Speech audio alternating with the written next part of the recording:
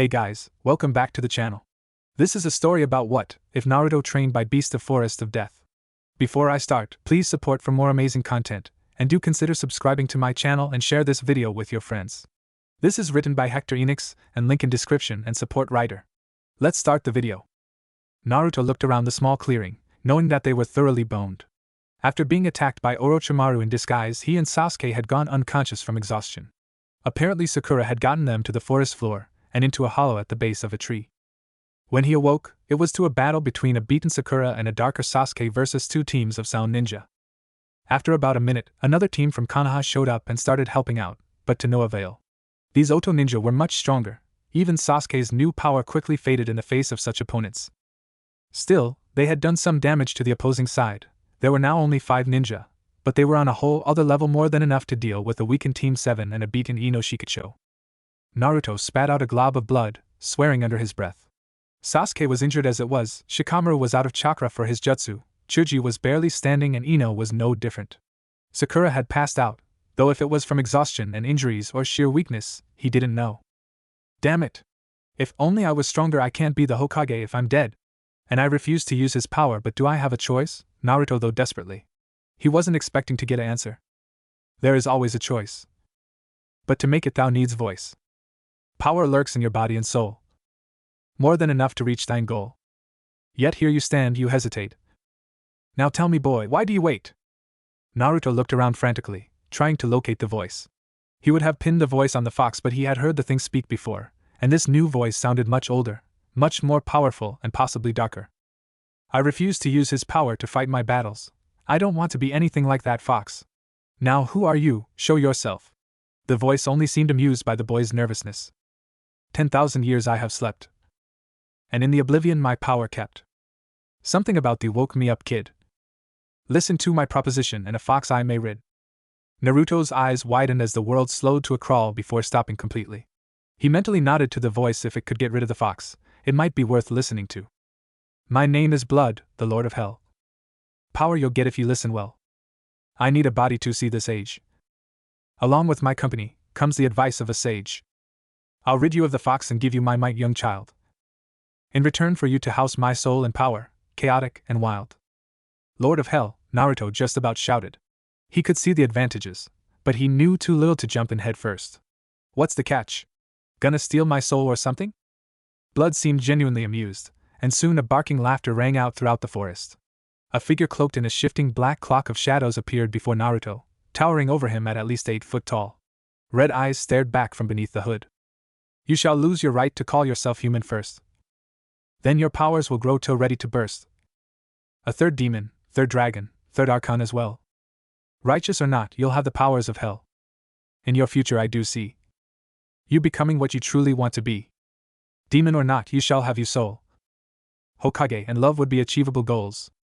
Just know, this darkness can make a better shield than a sword to wield. So in return for my human side I'll gain the power to reach my goals and protect my precious people? Naruto asked, slowly riddling out the ancient's words. Blood nodded, but raised a clawed hand that seemed to be coated in a thin layer of blood-red fur. I wish to see the age, that is all. What is done with my power, I couldn't care less at all. Murder and destroy, protect and save. Or live alone in the forest within a cave. But I will help you in whatever path. And it is you who will decide who faces your wrath.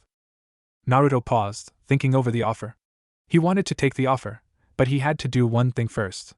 The one thing he was grateful to the Kyuubi for was the one set of useful information he had told him in one of his rants.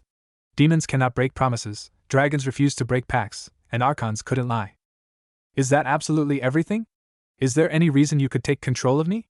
Don't lie to me, Archon, tell me everything, he shouted. Blood grinned, showing sharp white teeth. Simply put, I'll take the Kyuubi's place. And to accommodate my power, change your race. If you find yourself in a bind, I'll save you by controlling you. Any more is prevented by the contract signed. There will be some physical changes here and there, but they shouldn't be big enough for you to care. Blood pulled the contract from his cloak and unrolled it, handing it to Naruto to read. Naruto hesitantly took it and steeled himself, getting ready to look for anything the contract might let Blood do to him. Contract of Vessel. Naruto Uzumaki, carrier of the Kyuubi no Kitsune, hereby agrees to be the vessel of Blood, the Lord of Hell. The Kyuubi, being a demon, will be absorbed by Blood to rid Naruto if it, and bolster the power they share.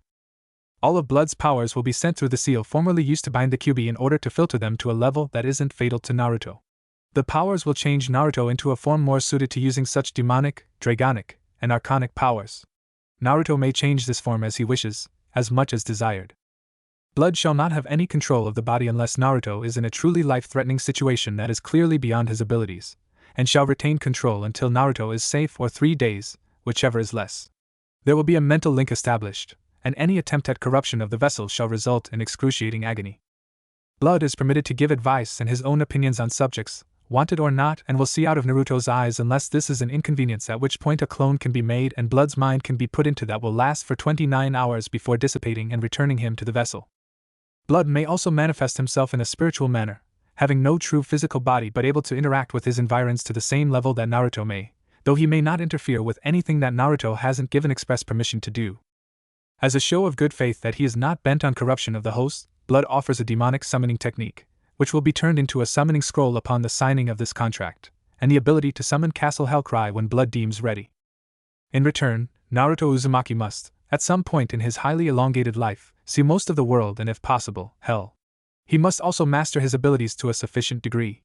This contract may be altered with the willing consent of both signers. Below that was a place to sign. Blood's name was already on it, written in red ink that looked incredibly like blood, ironically.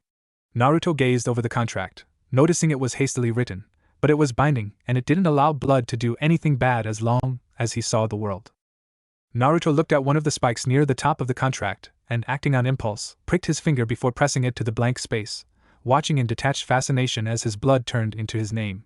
The contract disappeared along with Blood, but his voice echoed throughout the clearing. "Thank you, now I can stop that damned rhyming routine. Anyway, as you can imagine, I can't simply just jump into the seal without killing you. It'll take about a week for it to finish. But seeing as you're in the middle of a fight, I'll give you enough to destroy these fools. Oh, and by the way, kill them. Dead things don't come back to kill you nearly as much as wounded enemies. And the jumpsuit is going too. For now, I'll garb you in what I wore when I was training. Have fun, young one." His voice faded as Naruto felt lighter yet complete, like he had been freed from some sort of dire bondage. He watched as his wounds were healed by the black and red energy that was undoubtedly Blood's. After a moment, it wrapped him in a cocoon, lasting no more than a few seconds before bursting open to reveal a new Naruto. As the world went back to normal, the entire clearing stared at Naruto, shocked by the change he had gone through in only a nanosecond to them. He smirked as he rolled his shoulders, falling into a stance on sheer instinct. He also took a moment to gaze upon what Blood had garbed him in. He had on black ninja sandals, with metal plates on the front and back for extra kick damage. He also had on black cargo pants, bearing red runes running up the sides and a multitude of pockets. Over his torso was a tight red tank top, showing off his now well-toned torso and six-pack. Over that was a sleeveless black trench coat. On his hands were black fingerless gloves that bore small metal plates over each of his knuckles. His hair had turned blood red, and now had black tips along with a few black streaks going through it. Very nice blood, thought Naruto, getting a grunt in response. He could feel the ancient presence getting settled in his mind, waiting for the conclusion of the battle to evict the fox. Naruto turned his gaze to the enemy, but he spoke to his allies, noting that his voice was slightly deeper and calmer. "Rest for now, friends, I'll at least buy you time to do that. As for you," he said, motioning toward the sound ninja, "I'll give you one chance to surrender. Fail to do so and I will show you what a true demon is capable of. If you surrender, however, you'll get to live." The sound ninja stood still for a moment, caught off guard by his words, before bursting into laughter. The one wrapped in bandages recovered first. "We have you beaten, and you tell us to surrender? What are you on?" asked Osu, getting support from his teammate Zaku. The third teammate stayed silent though.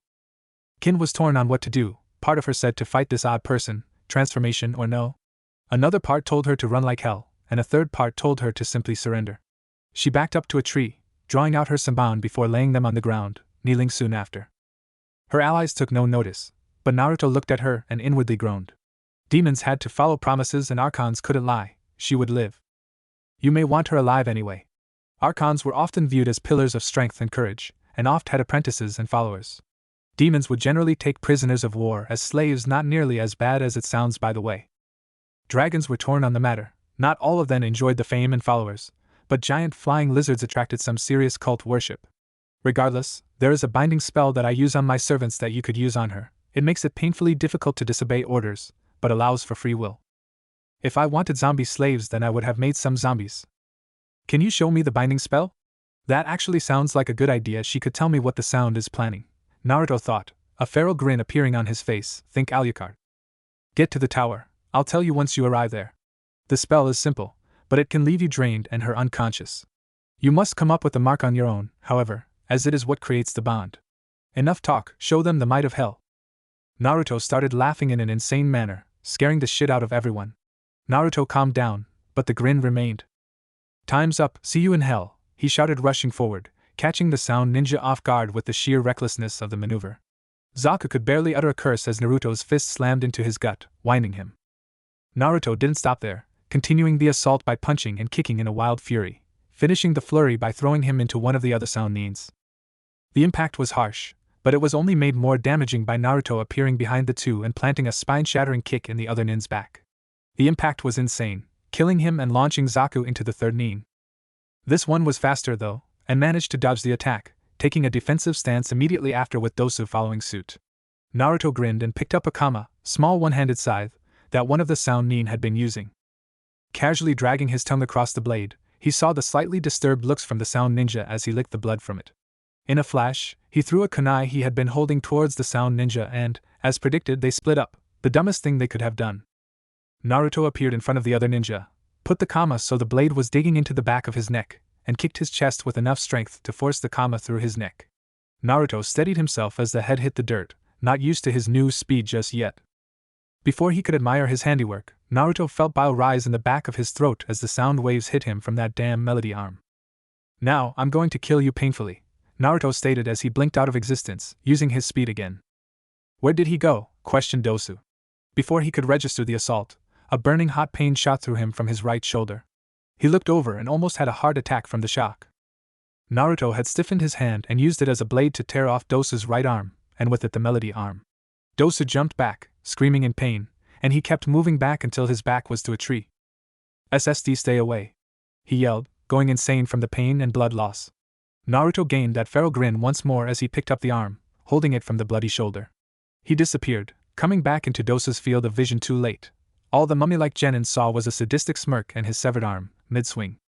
The melody arm crushed Dosu's head between itself and the tree, leaving a bloody mass dripping down the tree. That was fun, too bad there aren't more, he said, genuinely wishing for more. The rush he had felt when he killed them was simply wonderful. The failing rush left him very aware of his surroundings, specifically Kin. He let the melody arm fall from his grip as he turned to Kin, walking towards her with a slow gait. The leaf ninja gained mortified expressions as he approached the only sound nin to have the brains to surrender, thinking he was going to kill her in cold blood. Shikamaru tried to move to intercept him, but his legs gave out, forcing him to watch in horror from the ground. Naruto stood in front of Kin, noting that her eyes were screwed shut. She was waiting for pain. When none came, she slowly opened her eyes and looked up. What she saw was the slightly annoyed expression on Naruto's face, like she had cheated him in a game. The lack of action on his part seemed to relieve some of the tension in the air, but they waited to see if he would kill her or not. You have no idea how lucky you are, girl, Naruto finally said, offering a hand to help Kin off the ground. The clearing went silent, the leaf ninja trying to figure out why he didn't kill her. Kin wondered if this was some sort of sick joke, but Naruto kept his hand there, a serious look in his eye. What is this, some kind of sick joke? Going to give me some kind of hope before you kill me? Huh, is that it? She yelled, almost in tears. Naruto sighed. He would have to explain this eventually, but later sounded a lot better than now. I said if you surrendered you would live. You did, and as such you get to live. Now then, get up and come with me, unless of course you'd like to stay wounded in a forest full of hungry carnivores, in a clearing that reeks of fresh blood, he replied, offering his hand once more. Kin looked at the hand for a moment, hesitantly took it, and was quickly lifted to her feet. He turned on his heel and strode towards his team, Kin following behind him like a lost puppy. Naruto got Sasuke and Shikamaru to their feet, having to restrain a laugh at their expressions of respect when they gazed upon him, Sasuke for his power, Shikamaru for the sheer ruthlessness that was obviously not planned. Ino seemed wary of the blonde-turned redhead, but she got her team together and left quickly. Naruto looked at their retreating figures, taking a moment before he answered Sasuke's unasked question, without even turning to look at him. Yes, I will explain it later. But I'm in no mood to do so repetitively, so wait until we reach the tower.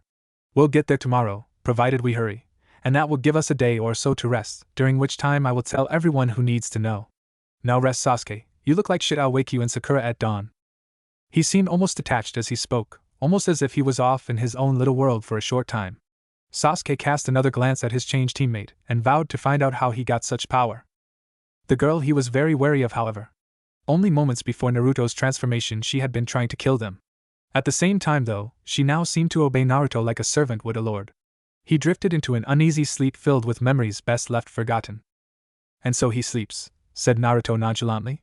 He turned his gaze to Kin and asked a question she wasn't expecting. Do you wish to serve me? What? She sputtered out. Naruto cast her a bored glance as he rifled through the contents of the sound corpses.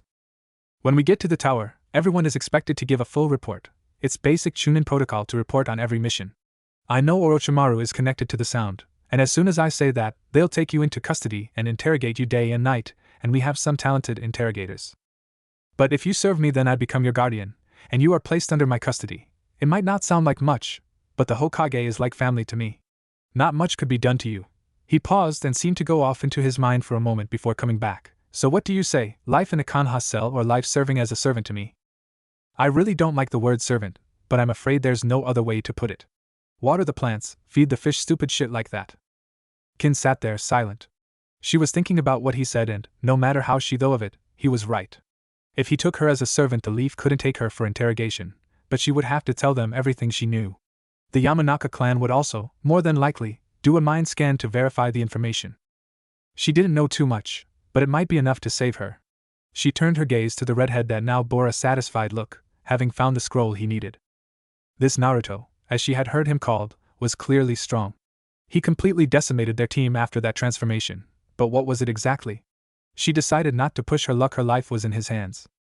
Okay, she said nervously, trying to force the images of carnage that he seemed to inspired out of her mind. She really didn't like her teammates, but their dispatching was just violent. Her eyes suddenly widened. Zaku, she shouted, surprised. Who? Asked Naruto, moving back to the hollow and sitting against the wall. The spiky-haired one. You didn't kill him, she said, worried. Zaku didn't know when to quit, and that meant he'd come back for Naruto.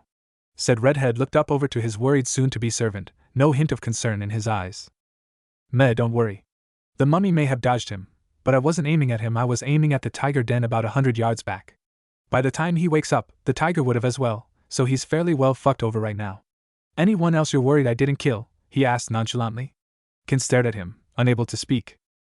Now then, you may want to come over here and lay down. The tree will keep out most of the wind. Kin hesitantly walked over, deciding to take a chance by laying down next to the man she was to serve. As she started to nod off, she couldn't help but notice that he seemed to have a calming aura when he wasn't in the middle of carnage. As she finally felt the last bits of consciousness leaving her, she could have sworn that a sudden burst of heat came from the redhead. A cold wind blew through the clearing as night fell.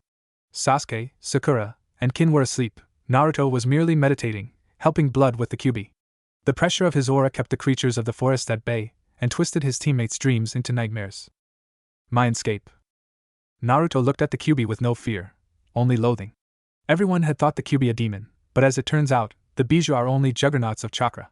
Blood was still absorbing the damn thing though, but the thing irking Naruto was the fact that he had been called a demon when he didn't technically house one.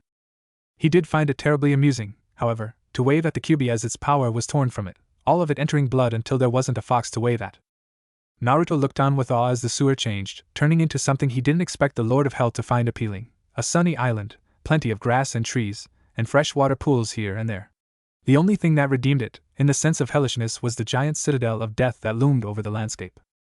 Everything about it screamed hell, but the island contradicted it incredibly. The castle is mine, and the island is yours. I will try not to set anything on fire, Blood said, dark cloak billowing in a non-existent wind. His sudden appearance startled Naruto, but he quickly recovered. Right, was the only coherent reply that Naruto could manage, though a thought did pop into his mind as the ancient king turned to his castle. Hey Blood, didn't you say something about the binding spell? Yes, I did. You have ears, it's a miracle, he said sarcastically. It's simple. Draw your mark somewhere on her skin, using a mix of ink and your blood. Then, and I will help you channel this as you are not used to your new energy sources yet, just pour energy into it. The flow will shut off by instinct when the binding is over. Are there any words for the spell? He asked, wanting to make sure he didn't bleed into ink for no reason. Blood paused for a moment, black cloak still shifting. The spell has to be spoken in a language both people understand, so say their name, then I do bind thee to my will. My bidding will be yours to do as will my whims. Bind, that should do fine, or at least something of equal meaning.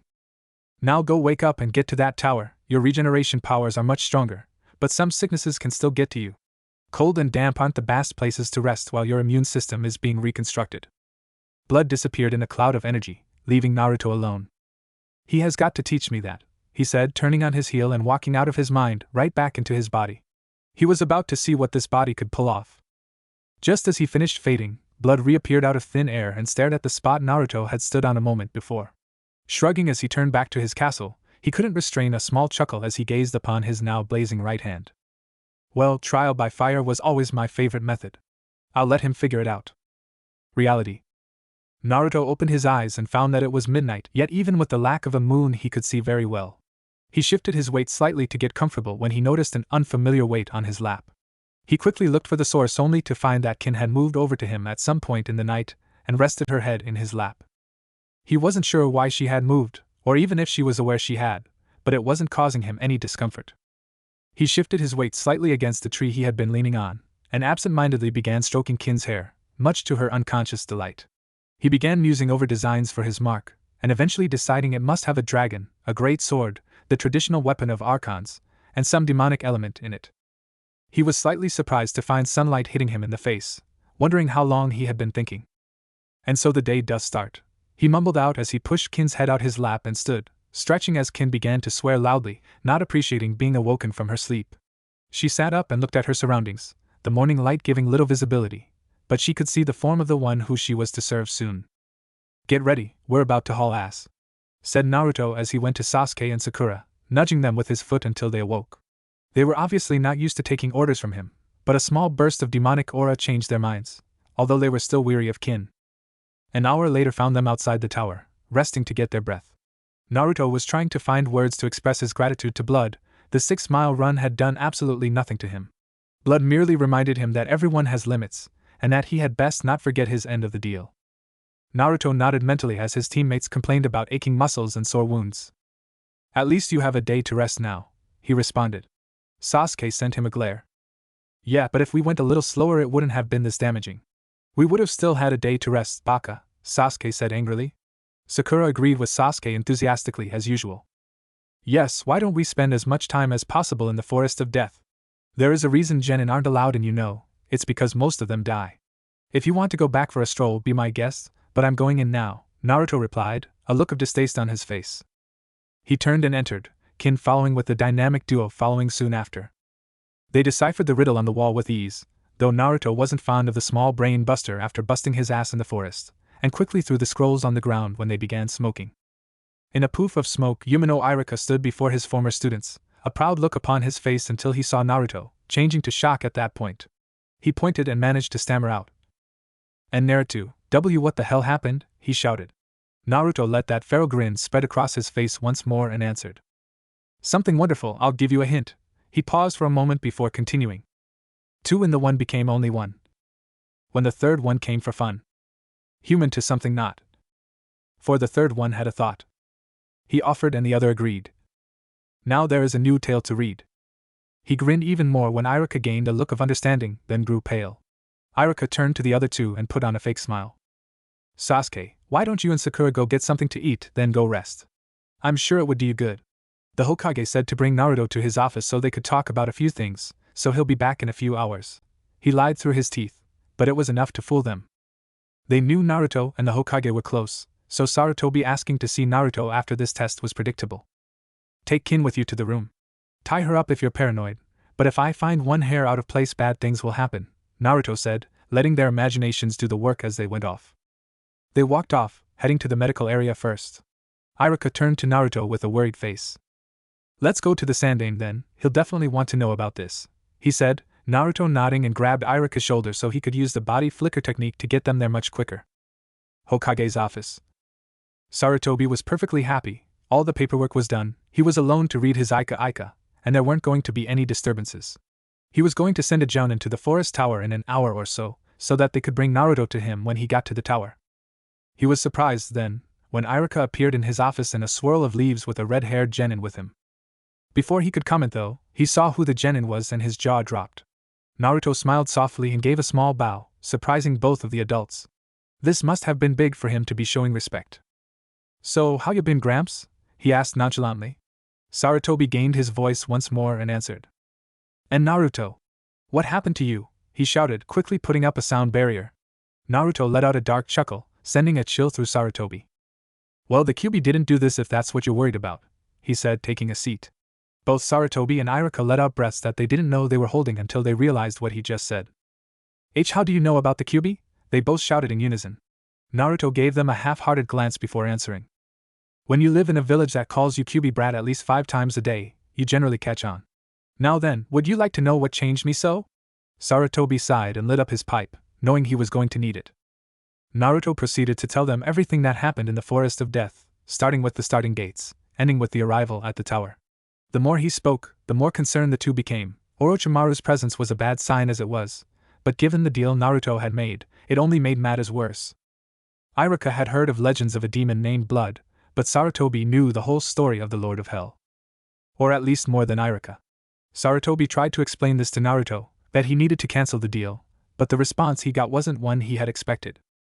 No, I never break a vow. I do not lie, and I refuse to break the contract that I signed in full awareness of its meaning. Naruto, please, listen to reason. No. You listen, Sandaime-sama. I am no longer the vessel of QB. I am free, the one thing that you failed to give me. You think you know of blood, but tell me, what is it you know? Naruto shouted. Sarutobi suddenly rose, letting a little killing intent into the room, but it did little to Naruto. He was a purebred demon born in the depths of Hell was all he could say before a massive amount of killing intent flooded the room. Blood rose for the shadows, his eyes showing disdain for the aged man. Boy, do not tempt me to kill you by insulting my heritage. My name is Blood, son of a half-dragon demon, and a hound archon. Blood let his cloak fall to the ground, revealing his form to the three. He stood tall as ever, but now you could see that he was very muscular. A fine coat of red fur covered him, and on that red fur were designs in black, natural or not they didn't know. He wore no shirt, but he had on heavy boots, baggy pants tucked into said boots and heavy metal guards on the outer sides of the pants. Upon his right shoulder was a metal band that wrapped all the way around his arm with a similar one on his wrist. Both seemed to be part of him, and there were at least 100 chains connecting the two. From his back came 6 black dragon's wings, but it was his head that gained the most attention. It was that of a dog, but it had the sharpness of a dragon's as well, along with 2 black horns pointing back from his head. I do not take pleasure in being called an honorless demon, and you would do well to remember that. I shall honor the contract signed, as will Naruto, and as such you two are to stay out of this. However, he paused a moment, pulling out a large scroll out of nowhere that Sarutobi recognized as a summoning contract. What he does with what I gave him is up to him. I only wish to see the world. He may share this summoning contract with whomever he wishes, he may grant power to those he wishes, he may fight as he wishes, it does not matter to me. I suggest you begin thinking with an open mind though. It's much less likely to get you killed. Blood turned and was consumed by the shadows. The only things marking his arrival were the summoning contract and the burnt carpet where he stood. Naruto grabbed the contract and looked at the almost tribal markings that were put onto it. Sarutobi and Iruka stood still, scared stiff.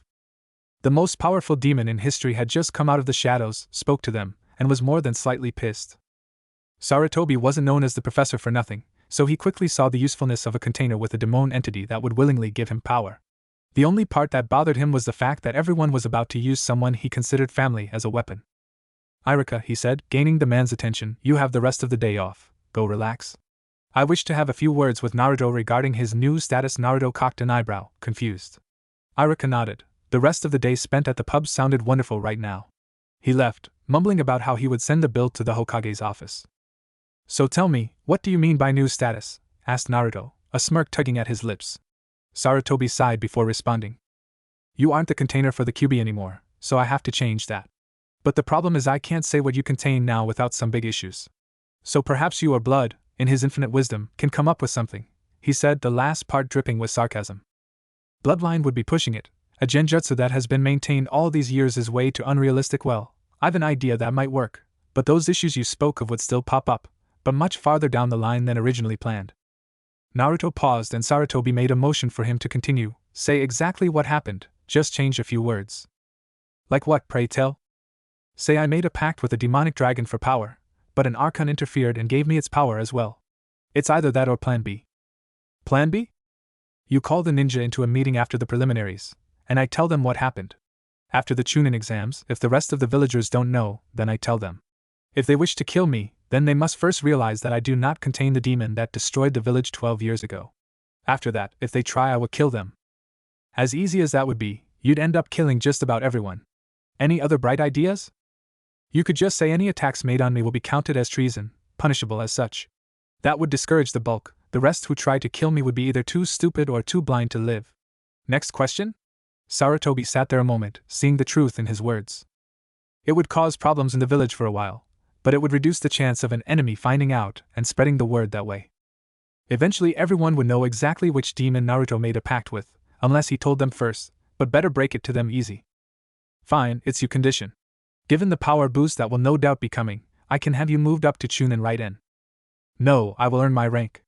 I don't want to be handed things, my archonic side won't let me.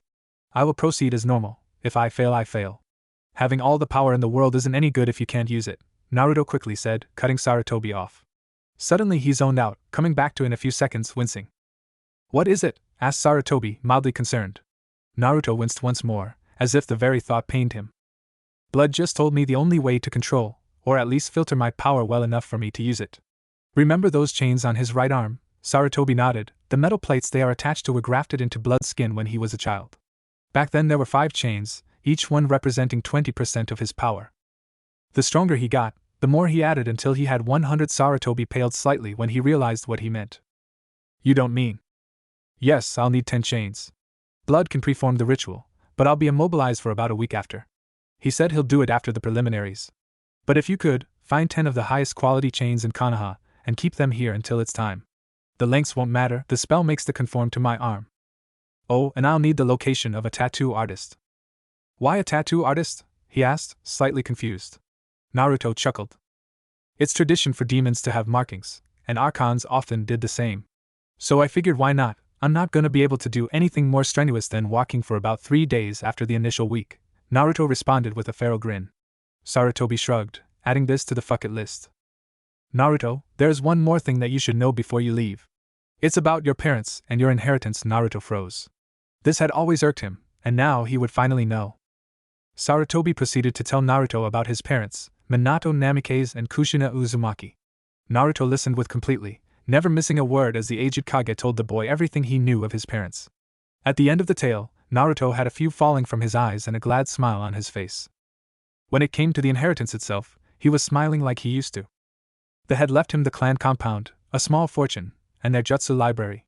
It slightly saddened Naruto when Blood told him that he wouldn't be able to use the jutsu until he converted them to using one of his new energy sources, but it gave him a new goal. Sarutobi told Naruto he would give him the keys and lead him to the house after the preliminaries. Naruto nodded and walked out the door, a smile on his face and the contract under his arm. Sarutobi gave a small chuckle when Naruto stuck his head back in and asked if he could get taken back to the tower. At the tower, Sasuke stared out the window, rage on his face. How could his dope of a teammate get so much power when he needed it?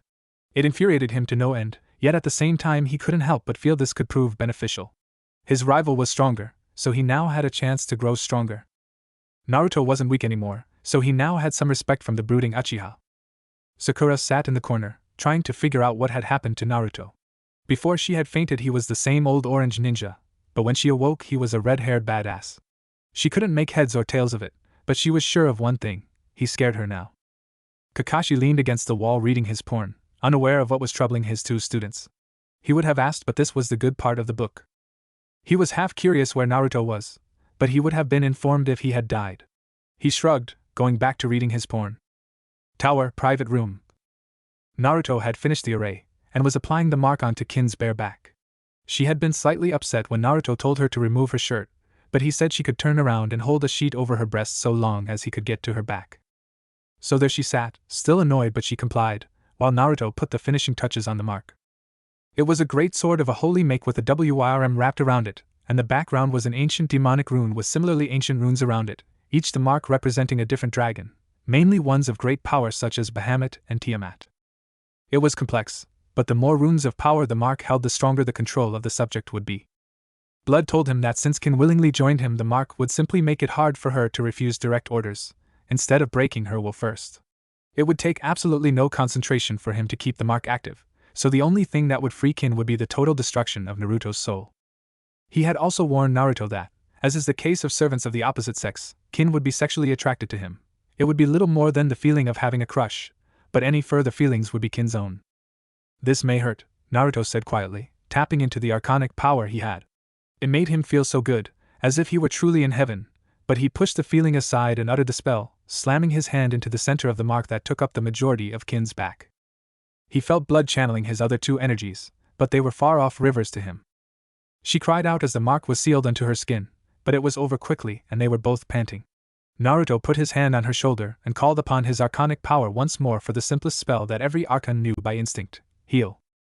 Kin felt a soothing wave of energy rush through her body that made her sleepy, but she remained awake as Naruto removed his hand to wipe some sweat from his forehead.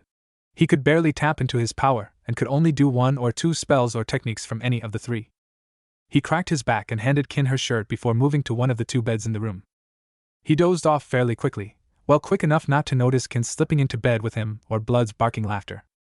Next day, 2 hours before start of prelims, Naruto opened his eyes and looked around sleepily, noting that the alarm clock said that the preliminaries were in 2 hours.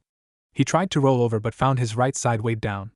Having a vague idea what it was, he turned his head to the side to find Kin snuggled up to his side, mumbling some interesting things in her sleep. Naruto tuned her out before he was too tempted to take advantage of his servant, and got out of bed by slipping out the other side. Kin whined a bit before grabbing a pillow and using it in Naruto's place. Blood wasn't kidding, she really wants me, Naruto said under his breath, careful not to wake her up. He quietly slipped into the bathroom to relieve himself and get a quick shower, and to his delight Kin was apparently a heavy sleeper. The shower was very loud. He left the bathroom to find another set of his clothes on the unused bed, a note from Blood, explaining that a new set would form when he needed one until he learned to materialize his own, rested on top. After donning his clothes, he wrote a quick note for Kin to stay here until the end of the preliminaries so she wasn't caught. With that done, he left the room, locking the door behind him. He checked the clock in the hall to find it was almost time for the preliminaries. The main battle room, or whatever it's called. Naruto stood by himself. The only people recognizing him were Ino, Shikamaru, Chuji, Sasuke, Sakura, and the Hokage. The rest either paid him no mind, thought he was a backup proctor, or something of the like. The Hokage announced how these preliminaries would be carried out. Mainly, the match will continue until one opponent is dead or incapacitated, and the random selections. Naruto leaned back against the wall, waiting for his name while others fought. All the fights are the same, but Temari fights Kiba instead, still winning though. Shino and Chuji fight and Shino wins. Naruto stifled a yawn as the blonde girl from Suna decimated Kiba. The only interesting match had been between Rock Lee and Gaara no Sabaku. That sand power was obviously from a demon, the Shukaku if he wasn't mistaken. In truth, the only thing keeping him awake was the wait for his match, which was apparently the last. Finally, he heard his name called. Will Naruto Uzumaki and Tenten Mizuhara, don't know what it means if anything, just came to mind, please come down for their match, said the proctor, the call filled with coughs. Naruto walked down slowly, taking his time while Tenten merely jumped. They got to the center and faced off, getting into their stances, Tenten with a katana, Naruto in a feral stance that bellied great power. Ready? The proctor asked after a moment, and getting nods he continued, begin. He jumped out of the way in time as Tenten went on the offensive. To her credit, she wasn't swinging wildly. This was a deadly dance the two were preforming, Tenten swinging and Naruto dodging. But the cycle was broken when Tenten lashed out with a kick that landed in the center of Naruto's chest, knocking him back a good 5 feet from the surprise of the blow. Tenten smirked. You should have waited a year, kid, I'm way stronger. Give up now and I won't hurt you, she said as she pulled out 2 scrolls. Guy's eyes widened as he realized she was going all out. Naruto merely smirked back, slightly unnerving her. Now why would I go and do that? I'm just warming up. Tenten glared and undid the scrolls, calling out her technique, which has escaped my mind, hehe. Holy hell, Naruto said as the rain of weapons came down on him, a sight that would have frozen just about every other genin. Naruto smirked and decided to try something. Demon's art, Hell's Guard, he shouted as a large burning sphere surrounded him. The use of a demon technique was surprising, but its effect was truly shocking. Not only did it protect Naruto, but it incinerated any weapon that touched it, and the wires attached to them were superheated, burning Tenten's fingers and made her release them or face the inability to use them for the duration of the fight if not longer. Damn it, she thought, her fingers still aching from the wires. She glared at Naruto as the shell went down to reveal the red-haired genin panting. 1 demonic spell down, 1 to go, he thought as he decided to try his luck. He inhaled deeply, his chest expanding. Blood decided to comment at this point in time. Do you know the saying, trial by fire? 'Cause you're off an element. Blood laughed as Naruto cocked an eyebrow. He expelled the breath, expecting some sort of flame, only to find a line of electricity shooting from his mouth. To his credit, it burned a hole in the wall, and several trees outside the building as well. To Lethit, Naruto said, finding his tongue was numb. It wore off, but still damn. Luckily, for her anyway, Tenten had managed to dodge the beam with only a bad case of static charge, which made it very hard for her to hold a weapon. Naruto smirked as she finally lost enough of the charge to pick up a weapon. Ready to lose yet, or shall I drag this out some more? 'Cause I gotta tell you, kicking you ass is the most fun I've had all week. Well, aside from killing those teams from the village hidden in the sound. The arena froze, save for a select few. Having killed at genin rank was no small feat, but having killed teams was something unheard of. Tenten tried to call him on it only to be surprised. Yeah right, you probably showed up after they were dead, she yelled. Naruto narrowed his eyes. Tenten didn't realize what she said. Unfortunately for her, she decided not to shut up. What kind of ninja are you? Lying is the act of those without honor. She would have continued, but the arena was flooded with a volatile energy that seemed to reek of power. Naruto glared with the force of an army of demons, his stare burning a hole through her very soul. He then uttered the last words of the match. Arc of the Baler, Vorpal Sword, he said as a spectral blade made its way into his hand. It looked to be a long sword with its blade shaped like a bolt of lightning, and its edge looked sharp enough to cut souls. As if on command it bursts into flames, the act shocking everyone. He charged, the arena seeming to shift with each step, due to his aura distorting Tenten's senses. And in a flash he appeared behind her, the swing complete, a jagged cut tore its way up her back, and the flames cauterized the wound immediately leaving no chance of healing without a scar. The pain made her black out, and as she fell the aura faded until Naruto stood with the sword in his hand, the blood boiling from its edge. Winner, Naruto Uzumaki, the proctor shouted, yet no one moved nor made a sound. The only noise made was from the crackling of the flames from Naruto's blade, which soon disappeared in a flash of flames. He turned and walked up the stairs only to be halted by the Hokage's voice. Will all winners please come to the floor to decide who will fight who in the next round? He shouted, slightly wincing as Naruto turned from the stairs with that burning glare still on his face. They lined up with Naruto at the end, as far away as possible. As they were drawing numbers, they silently prayed not to fight Naruto, save for Sasuke and Gaara who wanted to fight the demonic boy. Oh, if only they knew. They were glad that Naruto was at the end, as when he reached into the box it burst into flames along with the paper that held his number. But it took no great mind to figure out he was number 2, the only one left. That meant Neji was his opponent. That also meant there would probably be a charred corpse in that ring before he was done. The genin stared at the opponents, but Neji was forced to look away when Naruto sent that blazing glare his way.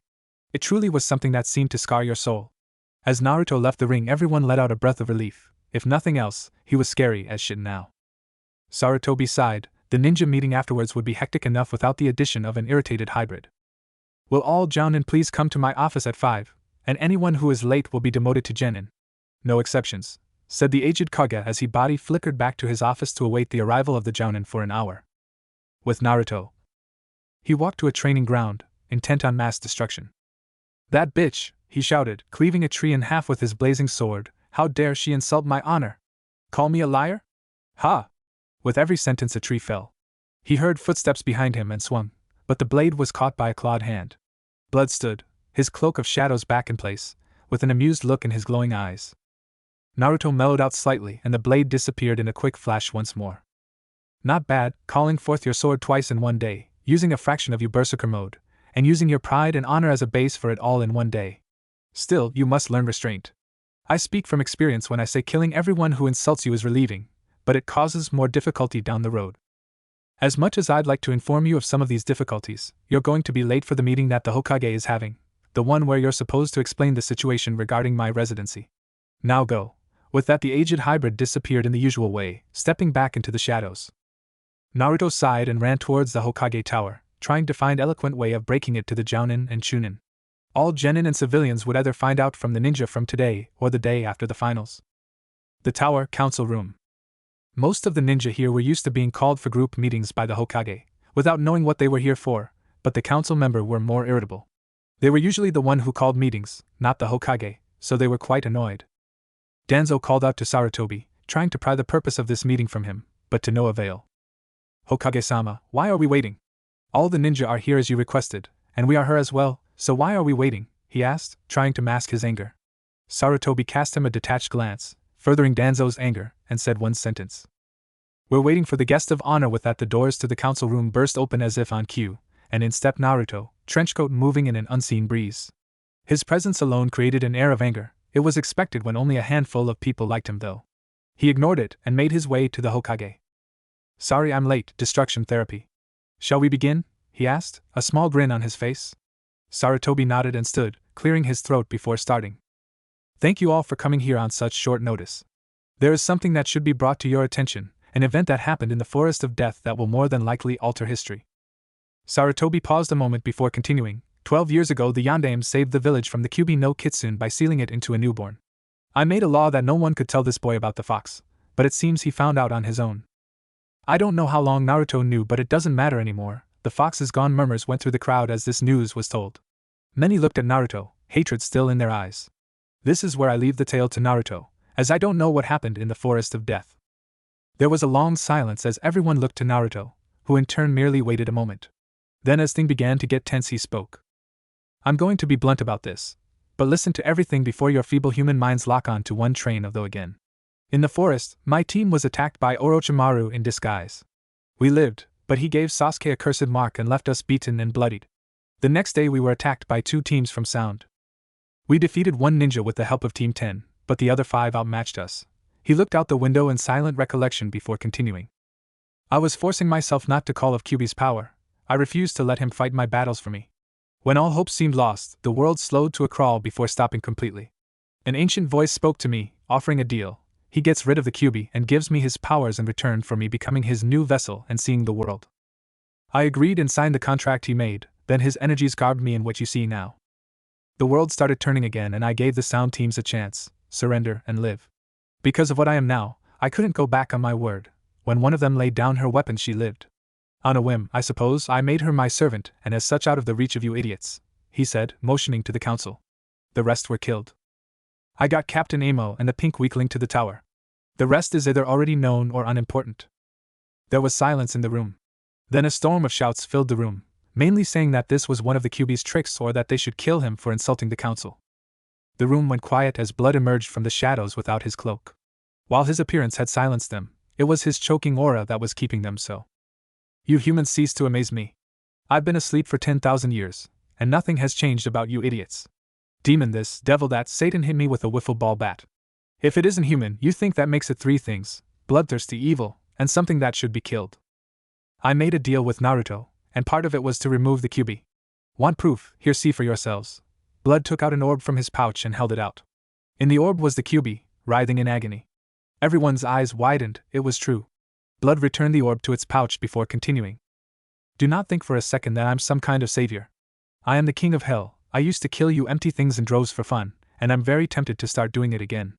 If you piss me off, I will bring your dead loved ones back to life to kill you, after I kill the ones that are still alive.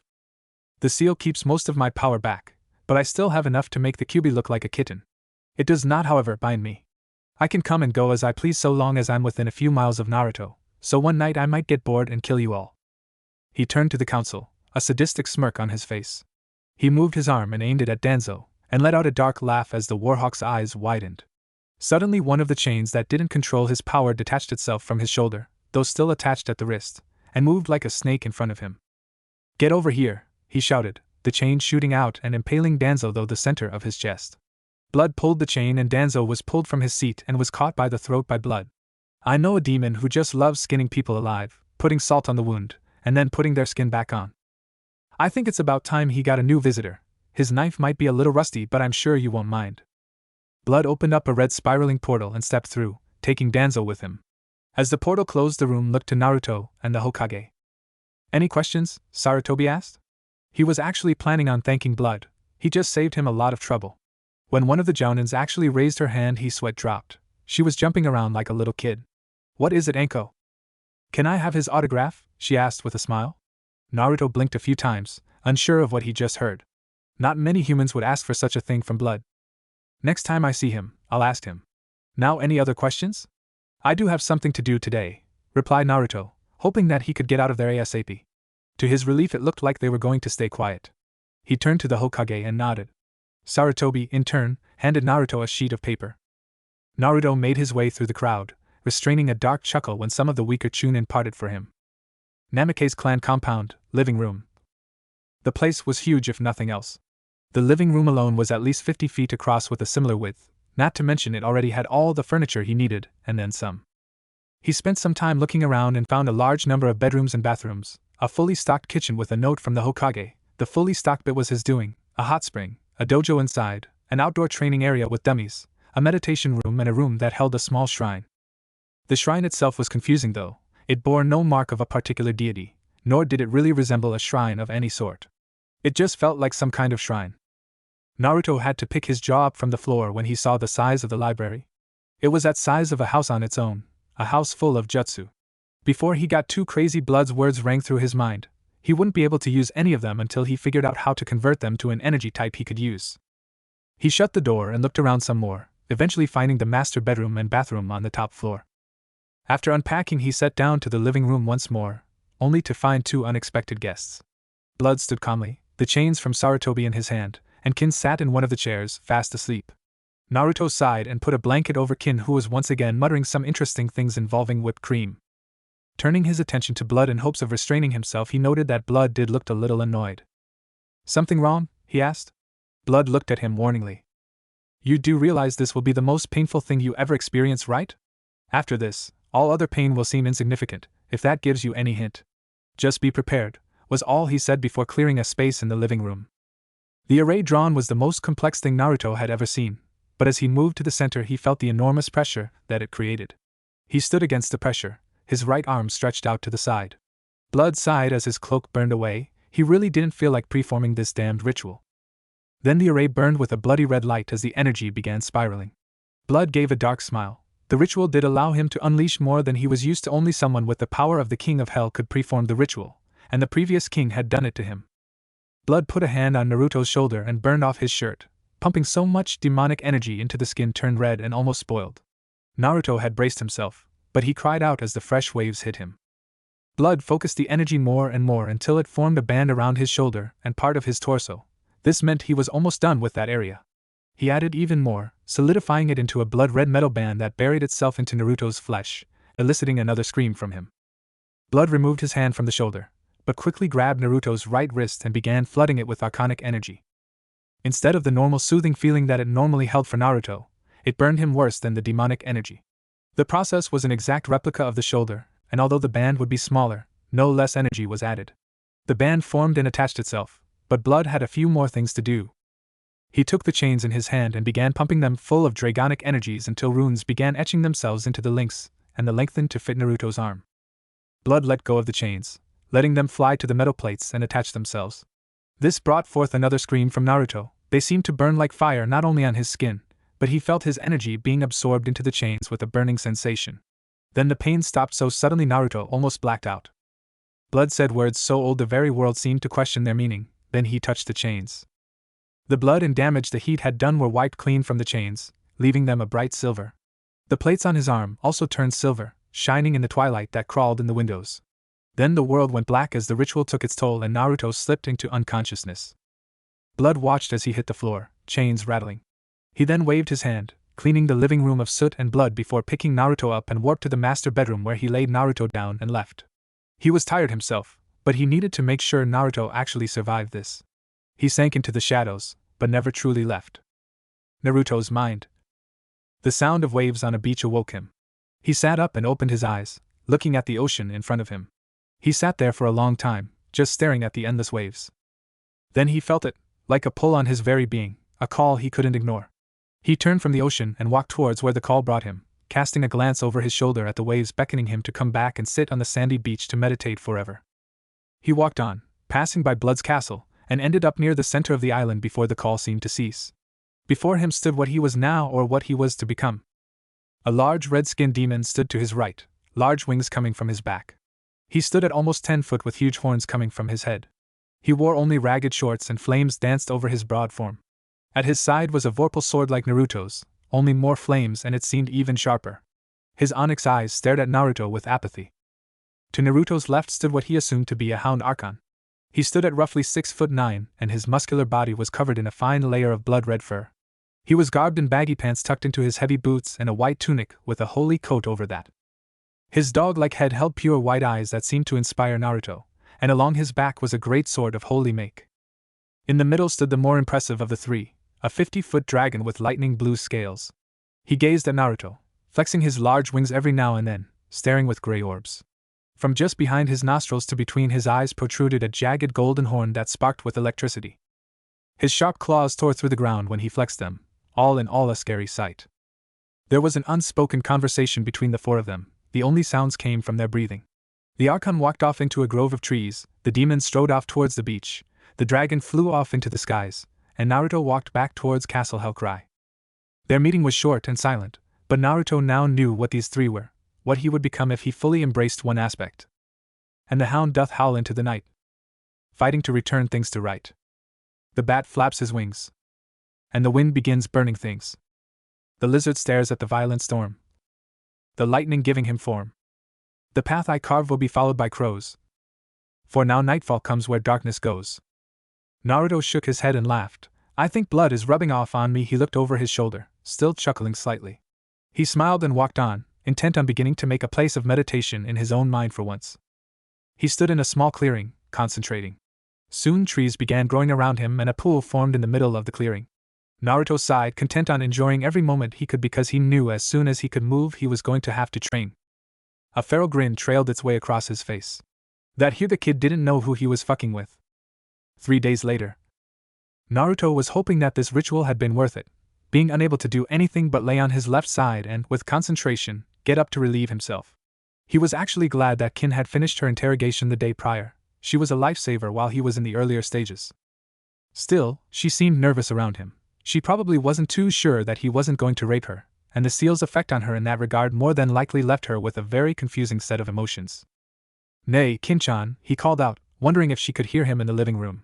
In a matter of moments the door to the bedroom slowly opened, and Kin stepped in with a forced neutral face. Yes, master? She asked, trying to disguise her dislike of the word. Never say that again, Naruto said, a fire lighting inside of his chest. Call me Naruto-sama, as in Lord Naruto, if you must, but I never want to hear you call me master, understood? Kin was taken aback by the venom in his voice, but quickly nodded. There was an awkward silence for the girl, though Naruto quickly calmed himself and remembered why he had called her.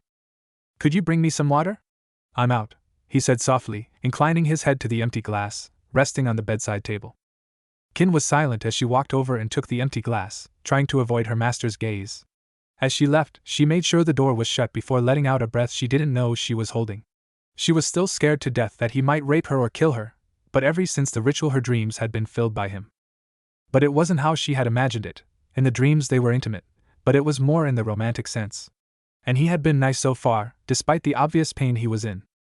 Maybe I'm being paranoid, she muttered as she filled the glass. If something was going to go sour, it should have already happened. The only rough spot had been the master thing a few moments prior. She shook her head and decided to at least try and be nice.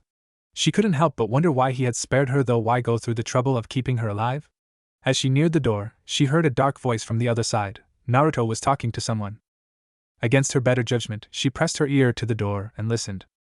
I don't see why you're being so nice to her. She is your slave, and more than that, she is a prisoner of war. Such leniency isn't becoming of a demon, the dark voice said, sending chills down Kin's spine. She's human, not some sort of beast to be locked in a cage. I'm being nice to her because, unlike everyone else around me, if she starts to hate me, she can't leave. Call me soft, but I'm not one for emotional tortures, came Naruto's voice, defending Kin. Well, she's your slave. I suppose it's up to you. Still, try not to grow too sentimental. I'd hate to see you hurt, Blood said sarcastically. Were you hugged as a child? No. That explains a lot. Anyway, can you go? Kin's standing outside and I don't want her to have a heart attack when she sees you. Spolsport. There was a loud whooshing sound before Naruto called her in. You knew I was listening? Kin asked as she set the water on the table. Near the end anyway. Thank you for bringing the water, he said, giving her a soft smile. You're welcome, Naruto-sama. There was a small pause as the two looked at each other, taking in details like they were meeting anew. You need to relax? I might be a demon, but I'm not evil, Naruto said as he let his eyes drift shut. I won't hurt you. Kin was silent as he seemingly fell asleep. She looked at his right arm, taking in the angry red skin and the silver metal. The ritual had woken her up the other day, the unearthly screams of agony. She smiled a little and walked out, knowing there were worse fates than being a servant to a kind demon. 1 week, 4 days later, Hot Springs. Naruto stared across the water at an old guy who was obviously peeping on the women's side of the springs. After listening to the old shit giggle for a few minutes, he decided enough was enough. He sneaked up behind him, foregoing any powers he had, and planted the hardest kick he could on that pervert's ass. Apparently when enhanced muscles hit a distracted Sannin, it's enough to launch said ninja over a 10-foot fence. Naruto leaned against a tree as he listened to the sounds of someone getting the living shit kicked out of them, moving his finger in the air like he was conducting an orchestra. In truth, he was very accurate. Had one been able to see both at once, they might have thought he was actually controlling the fire murder. About 5 minutes later he was sent flying over the fence, beaten and bloodied.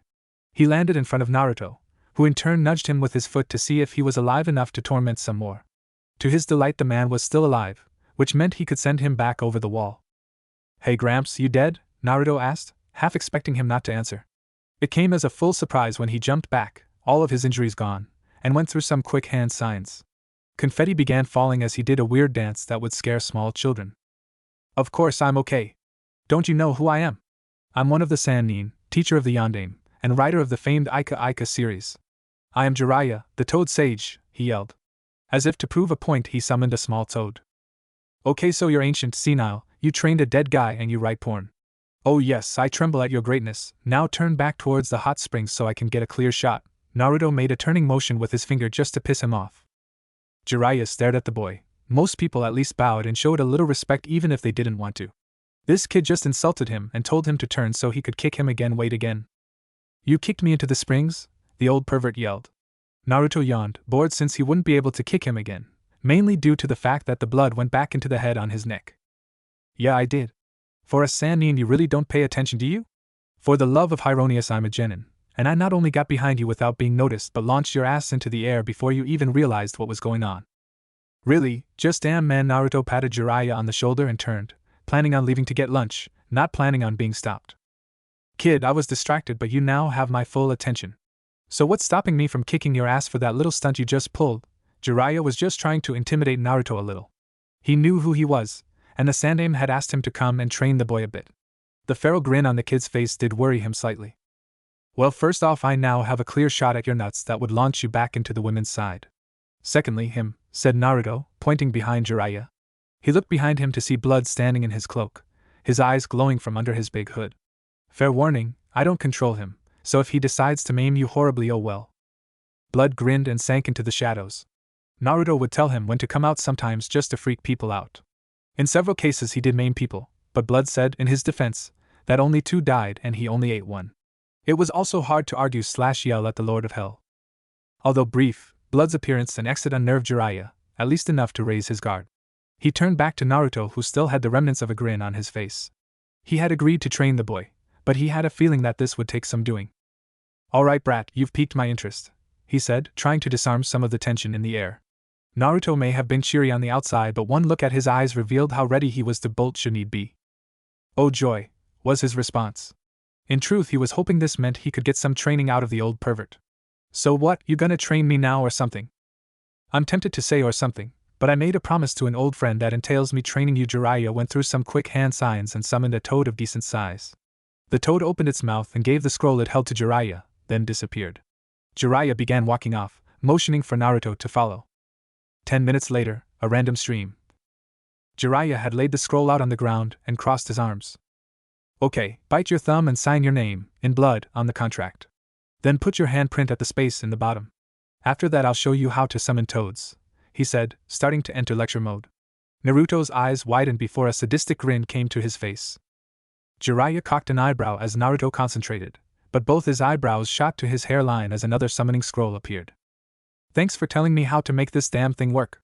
Blood wouldn't tell me shit, and the spaces were confusing me," said Naruto as he opened the scroll and bite his thumb, letting a lot of blood out. He signed his name and left his handprint, but as he lifted his hand a cold wind blew through the area. The scroll rolled itself up and disappeared, but that didn't concern Naruto. "You, show me how to summon now." Jiraiya's eye twitched at the lack of respect. "I don't know, if you keep disrespecting me, I don't think I'll teach you anything," replied Jiraiya, trying to scare some respect into the little bastard. It didn't work. "Either show me how to summon or I'll have Blood hold you still while I gather up all the women in the village, ninja and civilian, and tell them 2 things, where you are and that you spied on them while they were in the hot springs. Now pick one, showing me how to summon or castration," he said, a feral grin on his face, fangs glinting. Normally Jiraiya wouldn't be scared of a genin, but the cloak thing that had shown up earlier worried him.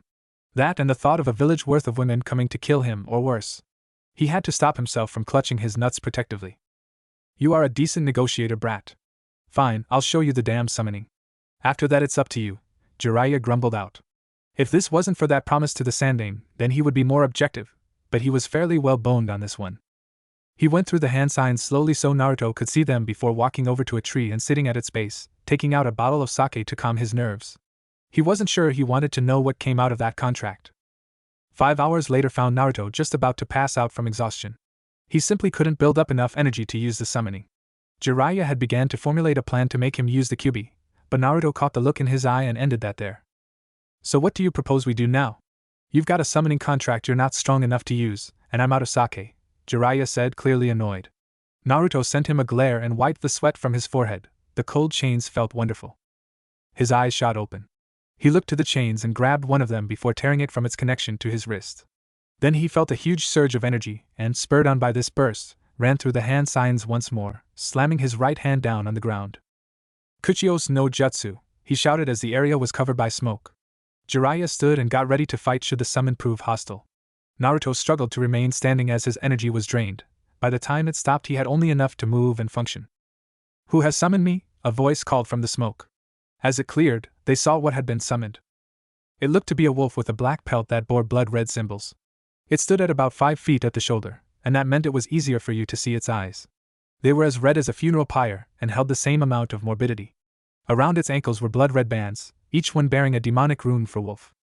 Naruto found his voice, and was actually surprised he had lost it in the drain. I summoned you, Naruto said before giving a bow with his hand over his heart, the palm facing outwards. It was a demon thing that blood hadn't gone into depth with, but he explained that it was a sign of respect for the other's honor and loyalty.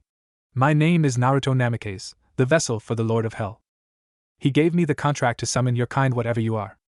The wolf sighed and looked towards the rising moon. There was a pregnant pause before he spoke. So blood has awoken? Yes. He gave you our contract for a reason. You are nowhere near strong enough to summon our alpha, but I speak for my father. You have potential, the kind of potential to lead the Hellhounds into glorious battle once more. Normally we would test you, but Blood himself vouches for you. Summon me whenever you need to, but if at all possible try to only do it in fights. I shall spread the word amongst the other clans as well, so till next we meet, young one. He bowed his head, and to his left a fiery portal opened up. He began walking to it, but stopped right before it. He turned his head to Naruto. Naruto, my name is Bloodgarm.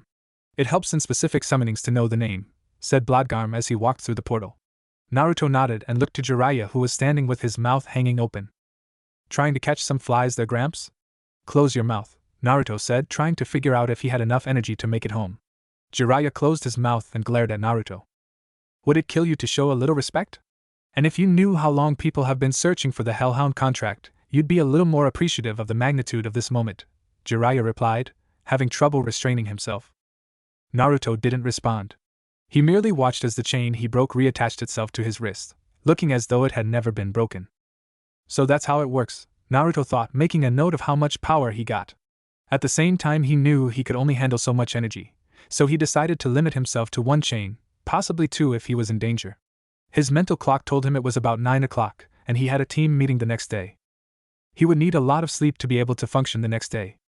Yo Ero-senin, I have a team meeting tomorrow, I'm going home. He turned to leave but paused a moment. If I catch you peeking again, I will open a portal to hell and personally kick you into it. Jiraiya raised an eyebrow. They both knew he was stronger, but Naruto had sneaked up him earlier. He simply decided to keep his guard up, just in case. He cast a glance at the retreating form of the hybrid boy, pitying the boy's teacher. Kakashi was a jounin, but he was lazy and would underestimate Naruto. Looking towards the hot springs he sighed. He didn't feel like peeking again tonight, so he strode off into town, heading for the pub. The next day, the bridge where Team 7 meets. Sasuke stood glaring at nothing in particular. Sakura was standing opposite of him with hearts in her eyes as she looked at him, and Kakashi was trying to figure out where Naruto was. At first he thought Naruto might have gotten bored and gone home. After all, he was only 3 hours late. But Sasuke said that he got there first and Naruto had never shown up. He would have normally left it alone, but Naruto was the reason he had called the meeting. During the preliminaries he was impressed by the new Naruto, but the moves he used couldn't be copied by the Sharingan as he found out. So instead of copying them and teaching them to Sasuke, he would simply order Naruto to teach him. But in order to do that he had to find him first. Okay, let's look around some of the other training grounds first, said Kakashi, taking out his book, also known as portable porn. Sasuke, Ed and Sakura nodded, following Sasuke like he was some kind of god. To their credit, they actually put some effort into searching, looking all over the village. They asked around, but even the Hokage didn't know where the hybrid boy was. Defeated, they returned to their own training ground only to find something that irked them, that pissed them off to no end. Naruto sat atop one of the training logs, reading a small book. He didn't even remotely notice them, he just flipped a page in the book. Kakashi, deciding to relieve a little anger and scare the boy, threw a shuriken at Naruto, intending for it to graze his cheek. He didn't intend for Naruto to pluck it out of the air and throw it back with enough speed that it sliced through Kakashi's porn before he could move it out of the way. Kakashi looked at the torn book in disbelief, trying to deny the book's destruction, but he only succeeded in falling to the ground in tears. "Get up, Hatake, you're embarrassing me," Naruto said as he got off of the log. The other three looked at him oddly. He had never called Kakashi that before. Said Jounin got up and looked at Naruto with an uneasy gaze. "Sakura," Kakashi said, getting the pink girl's attention, "you can go home now. I just need to talk with Naruto and Sasuke about something." Sakura nodded and walked off, following orders like a good soldier. Or as some would put it, a weak-minded fool who didn't know how to think on her own. Naruto, however, narrowed his eyes, already not liking this. After Sakura was gone, Kakashi turned back to Naruto with an icy glare. He was met with a fiery one. "Naruto, after witnessing your techniques in the preliminaries, I have decided that in order to be better equipped to defeat his opponent, you must teach your moves to Sasuke." "That's an order," Kakashi said, expecting the little bit of killing intent he was releasing while he was talking to be enough to convince Naruto to agree. "Hatake," Naruto said, glare still in place. "What?" he asked. Naruto flipped him off before continuing. "Go fuck yourself," he said with a small frown adorning his face, a sign that didn't bode well for Kakashi. Jiraiya looked at the scene from the bushes, watching the events with a bucket of popcorn and a soda. Kakashi was too stunned to say anything, and Sasuke was no different. Naruto let it sink in before continuing further. "You preach teamwork like it's a holy scripture, yet the way you act like you only have one student is the equivalent of using that scripture to wipe your ass. I sacrificed something I'm not getting back for this power, and the deal was only open to me." Kakashi managed to recover in time to comment before he went on though. "Shut up, Naruto, you don't know what you're talking about." Naruto simply flipped him off once more but took his other index finger and made it circle his middle finger. "Sit and spin, Hatake. I gave up my humanity for this. I'm not human anymore. I said that at the meeting, remember? Or were you too busy reading that gay porn you carry around? I bet the only reason Guy is your rival is so you can see him move around in that spandex suit." Naruto mused, trying to provoke the Jounin. "Back to topic, the techniques I use are forbidden for human use, so once again, fuck you. If you want me to teach the emo bastard, then make me." Kakashi's eyebrow rose significantly, a genin telling a Jounin to make him do something. "Apparently you lost your sanity too. I'm a Jounin, do you really think you can take me?" Kakashi asked, trying to call Naruto's bluff. It would have worked a lot better if Naruto was bluffing. Kakashi might have been a Jounin, but Naruto was fully rested and Kakashi was lazy, predictable, and weak from years of inactivity other than reading that porn. And if things got bad, Naruto could pop a chain off and summon Bloodgarm for help. "Not only do I plan to take you, but I also plan to send you head first into the ground and leave you there," Naruto replied, his vorpal sword materializing in his right hand. Naruto charged, sword in position to take full advantage of the momentum. Kakashi dodged the swing easily, but he knew that was it, not after watching him fight the other day. He was right, Naruto let the swing take him full circle, but this time Kakashi had an elbow heading straight for his face. He was surprised by the speed of the attack, but leaned out of the way. What he missed was the vorpal sword that tore a nasty gash across his chest. As he jumped back, swearing out of reflex, he realized his folly. Naruto had switched hands during the spin, taking the Jounin by surprise. "Is that it? You're quite the liar, Naruto-san. I don't seem to be face down in the dirt," he taunted, using a time-tested strategy. Angry opponents are less effective. What he didn't realize was that, although insulting a demon's, dragon's or archon's honor was an effective way of pissing them off, they only got better at fighting as their rage increased. Naruto's eyes turned a violent crimson, and the flames that covered the sword started burning hotter. Blood smirked from the depths of Naruto's mind as he dipped into his berserker state again. "Dodge this," Naruto said, pulling his arm back. Kakashi's eyes widened as he threw the flaming sword at him at blinding speed. By sheer luck, he managed to sidestep in time, but Naruto hadn't been referring to the sword being dodged. The Jounin's vision went dark as the hybrid's knee smashed into his face. Kakashi flew back as Naruto landed, rage fading. As Hatake hit the dirt, Naruto gave a feral grin, his sword disappearing from its spot in the earth. He walked off, the grin never leaving his face. When he was gone, Sasuke let out a breath he didn't know he was holding. His dope teammate had just kicked the shit out of their sensei. He hadn't been so scared since the Uchiha massacre. He looked over to Kakashi and ran over to him, hefting him up to his back so he could get him to the hospital. 1 hour later. From atop the Hokage mountain, a pair of amethyst eyes gazed over the village. Naruto wasn't grinning anymore, but one could tell he was amused. The merger had changed his eye color to amethyst after the fight, a color he seemed to enjoy. He was thinking about putting some crystals into the meditation room, as the color of amethyst seemed to soothe him. Why not? He said out loud. He didn't turn as Jiraiya walked up beside him from behind him. Why not what? He asked, looking over the village like Naruto. Just thinking about crystals. I'm thinking about some amethyst for my house in general. Jiraiya cast him an odd glance but shrugged him off. They might not have known each other long, but he knew enough to know not to press. It probably wasn't important anyway. He's going to remove you from his team, you know. Oh well, it was worth it. Did you see his face at the end? Priceless. Naruto started grinning again. Jiraiya looked to him and cocked an eyebrow. You knew I was watching? Yeah, when I went into berserker mode I was able to sense everything within 50 yards. You were in the bushes laughing as he got pummeled. Well then, you find yourself teamless, yet studying under a Sannin. What would you call that? Naruto gave a short laugh. Is that an offer of apprenticeship I hear? I think you might be going soft there. Jiraiya just laughed in return and began walking off. So what time do you want me to meet you for training, Jiraiya-sensei? Jiraiya turned and smirked. He knew Naruto would take the apprenticeship, so he already had a schedule worked up for him. Same spot as the other day, show up at noon. We'll mainly be trying to figure out how to convert jutsu into techniques you can use and fine-tuning what you already know. Other than that, we'll take it easy. You don't want to have a bad injury during the finals. Naruto nodded and turned back to the village. Well then, see you tomorrow, Jiraiya. The old hermit smiled and walked off. The young boy had reminded him of Minato. He figured a night of drinking couldn't hurt, walking off towards the pub again.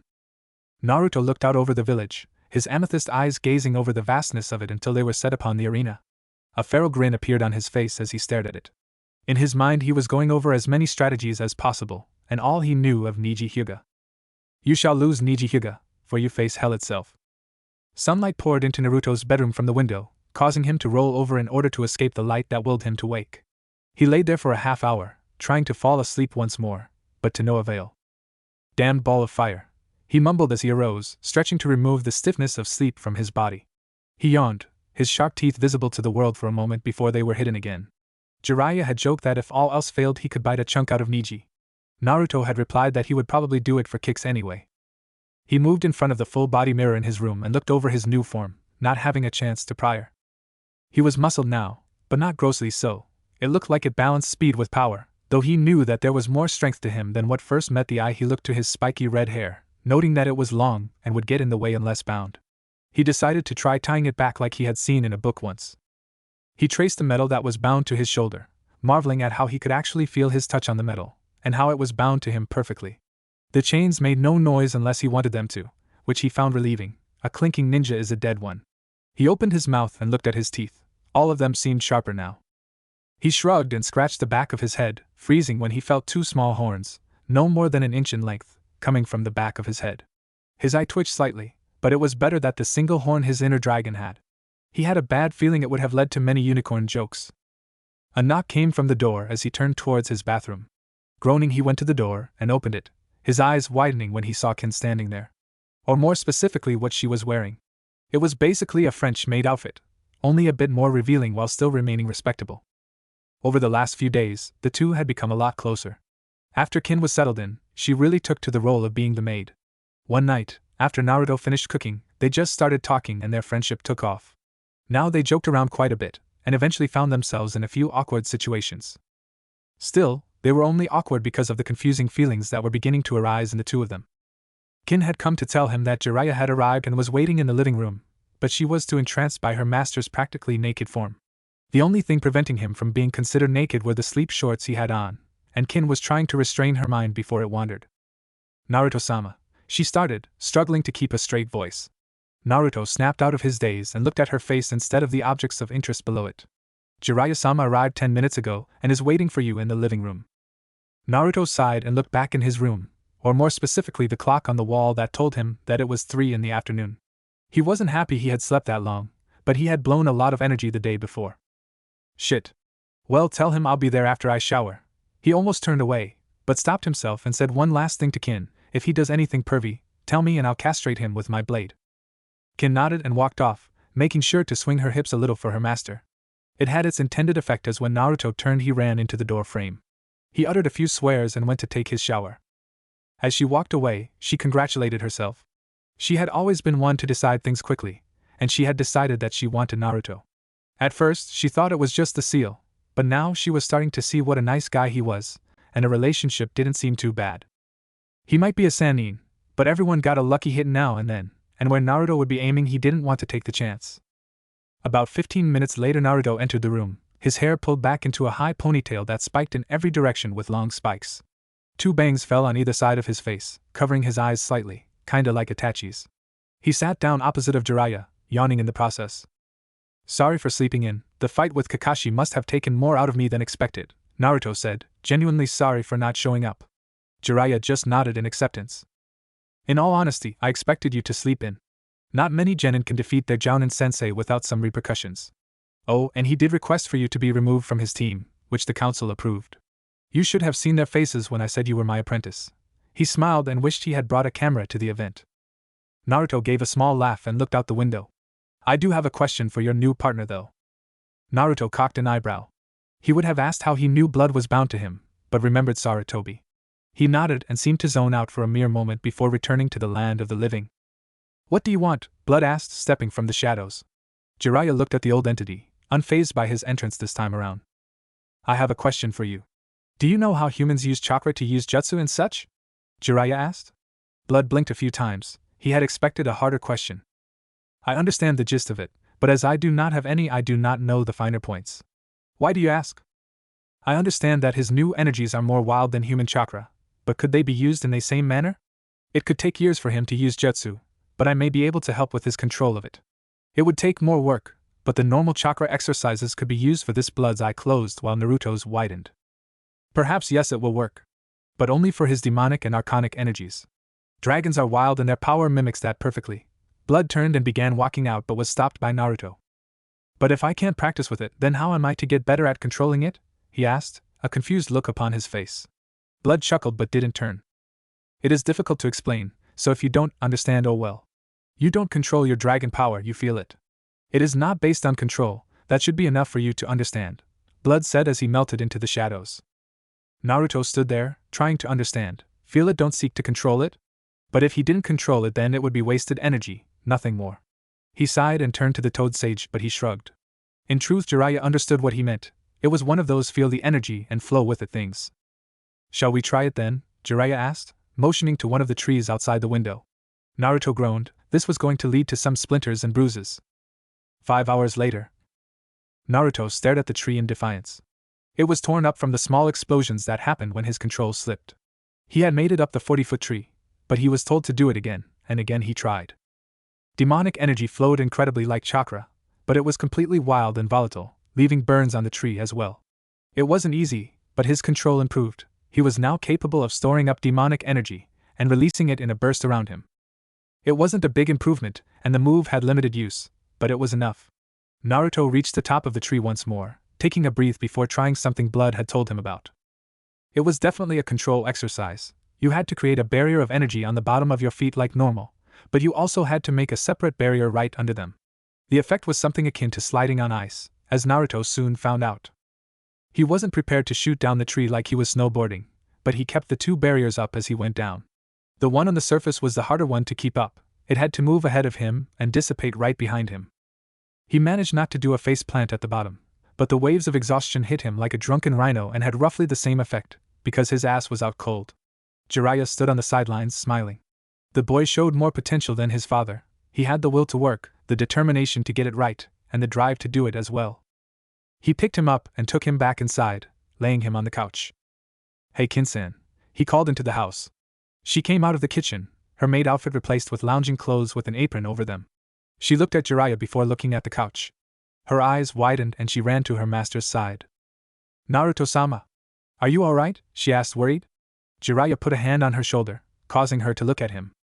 Take good care of him, he's going to need all the help he can get. He's a good kid, no matter what he is he's fine, just exhausted and I think he's out of demonic energy. It was probably the shock that hit him. Just make sure he rests, and when he wakes up, tell him he has tomorrow off on the condition he relaxes. He smiled and turned towards the door. But Jiraiya-sama, why if he relaxes? Kin asked, confused. Jiraiya turned his head and answered. Because I'm not trying to kill him nor run him ragged. His match is far too close to experiment with his limits like that.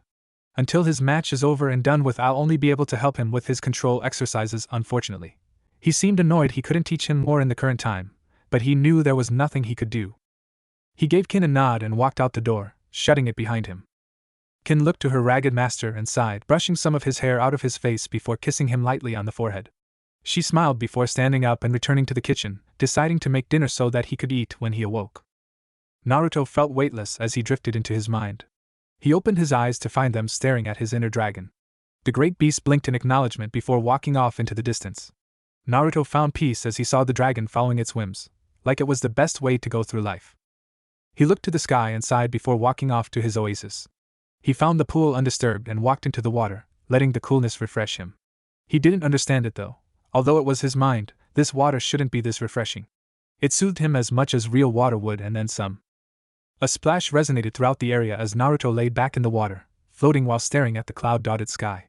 He saw his dragon flying around in the sky, and as he laid there he decided that after the Chunin exams he would learn to fly. His head jerked to the right when he heard a twig snap, but he relaxed when he saw his demon standing by the waters. I would recommend you focus your efforts on my powers and arcs. What you want will only come as instincts, he said, looking off into the distance. Naruto raised an eyebrow. Arc? Your Archonic sighed. Surely you didn't think you would be calling us demon, dragon, and Archon? He seemed to be amused at the last part. Naruto looked back to the sky as his demon walked away. What's your name then?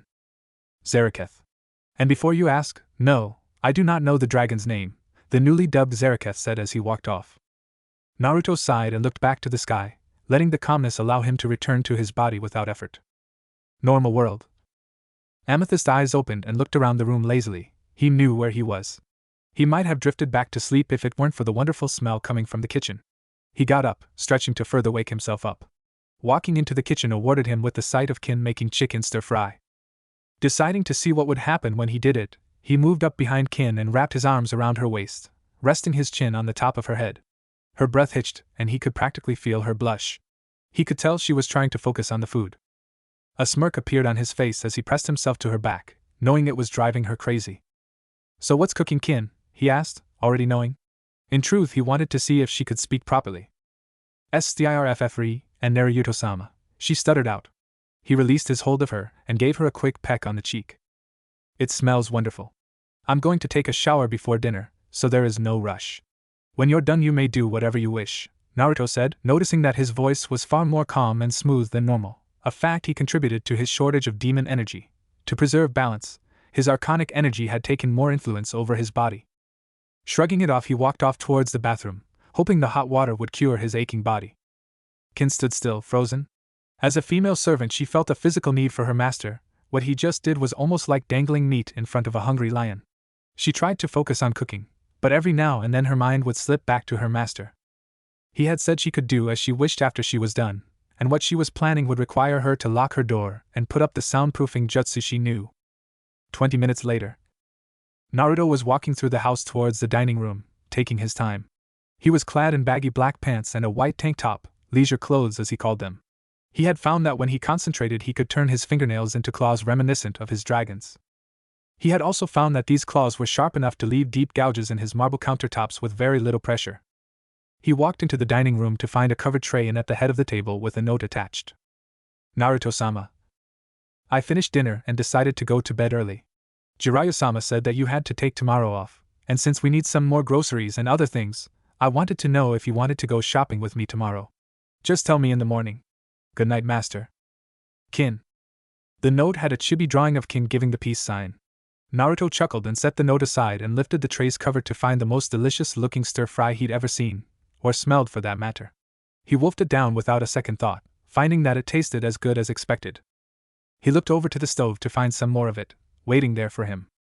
That settles it, that girl is the chef from now on, he said as he tore through the rest of it. He was going to sleep well tonight. The next day, Konoha shopping center. They had left fairly early, if only to avoid the mass of idiots. They were saving the groceries for last, instead visiting the local ninja weapons store to restock on kunai, shuriken and a few other things. The store itself was simple in design. There were weapons on the walls, storage scrolls on the counter, a list of prices on the wall next to the cash register, and a door leading off into the back room.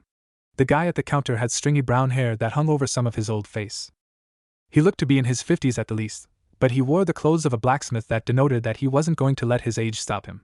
He turned his head to his two customers and smiled. "So what can I do for you?" he asked, his voice aged yet strong. Naruto motioned for Kin to look around while he placed his orders. "I need 50 kunai and the same number of shuriken, 100 yards of ninja wire, and some exploding tags," Naruto said, putting a small pouch on the counter.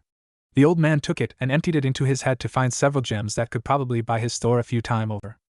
"Done, but this is far too much for those supplies unless of course you're putting in a special order for something?" he asked, a spark of hope igniting in his brown eyes. Naruto nodded and took a piece of paper from his pocket and handed it to the old man. Brown eyes widened as they looked over the designs, a whistle escaping his lips.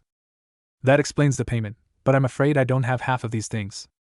If you agree to make it, I can arrange for more than enough of all the ore, bars, and gems to forge these." "Simple as that," Naruto said as he looked over a few of the weapons in the store. "The name's Des Red, and if you can provide the materials, then you'll have your weapons." "When can I expect them?" he asked, pocketing the gems and designs. Naruto grinned. This had went better than expected. "Tonight at about midnight." "When can I expect my blades, Des Red?" he asked in return, and in return he got a smirk from the old smith. "1 week, that should give you a day or two to get used to them before the finals, right?" With a nod from Naruto, they both turned and walked off, Naruto with Kin out the door and Des Red into the back of the shop. "So where to now, Kin-chan?" Naruto asked, a bored tone in his voice. Kin blushed at the affectionate suffix, but she shrugged it off. "Well, we need a few groceries, nothing much though. Maybe a bag or two actually," she responded. Naruto nodded in acknowledgement, but a thought struck him. "Do you have enough clothes?" "I don't think you have too many," he asked. The concern surprised her slightly, but she shook her head. "I have 2 sets of civilian clothes and 4 sets of ninja clothing in a ceiling scroll along with the maid outfit. That's all I have really." She blushed slightly at mentioning the maid outfit in public, even if they were the only ones on the street. "Why do you have a maid outfit anyway?" Naruto asked, looking over to her with a raised eyebrow. The question had been irking him, but her statement had reminded him. Kin turned beet red and looked away, mumbling under her breath. "What?" She couldn't stand to face him while saying this, so she kept her face away but managed to speak loud enough for him to hear. "I'm kind of into roleplay, alright?" To her surprise, Naruto burst out laughing.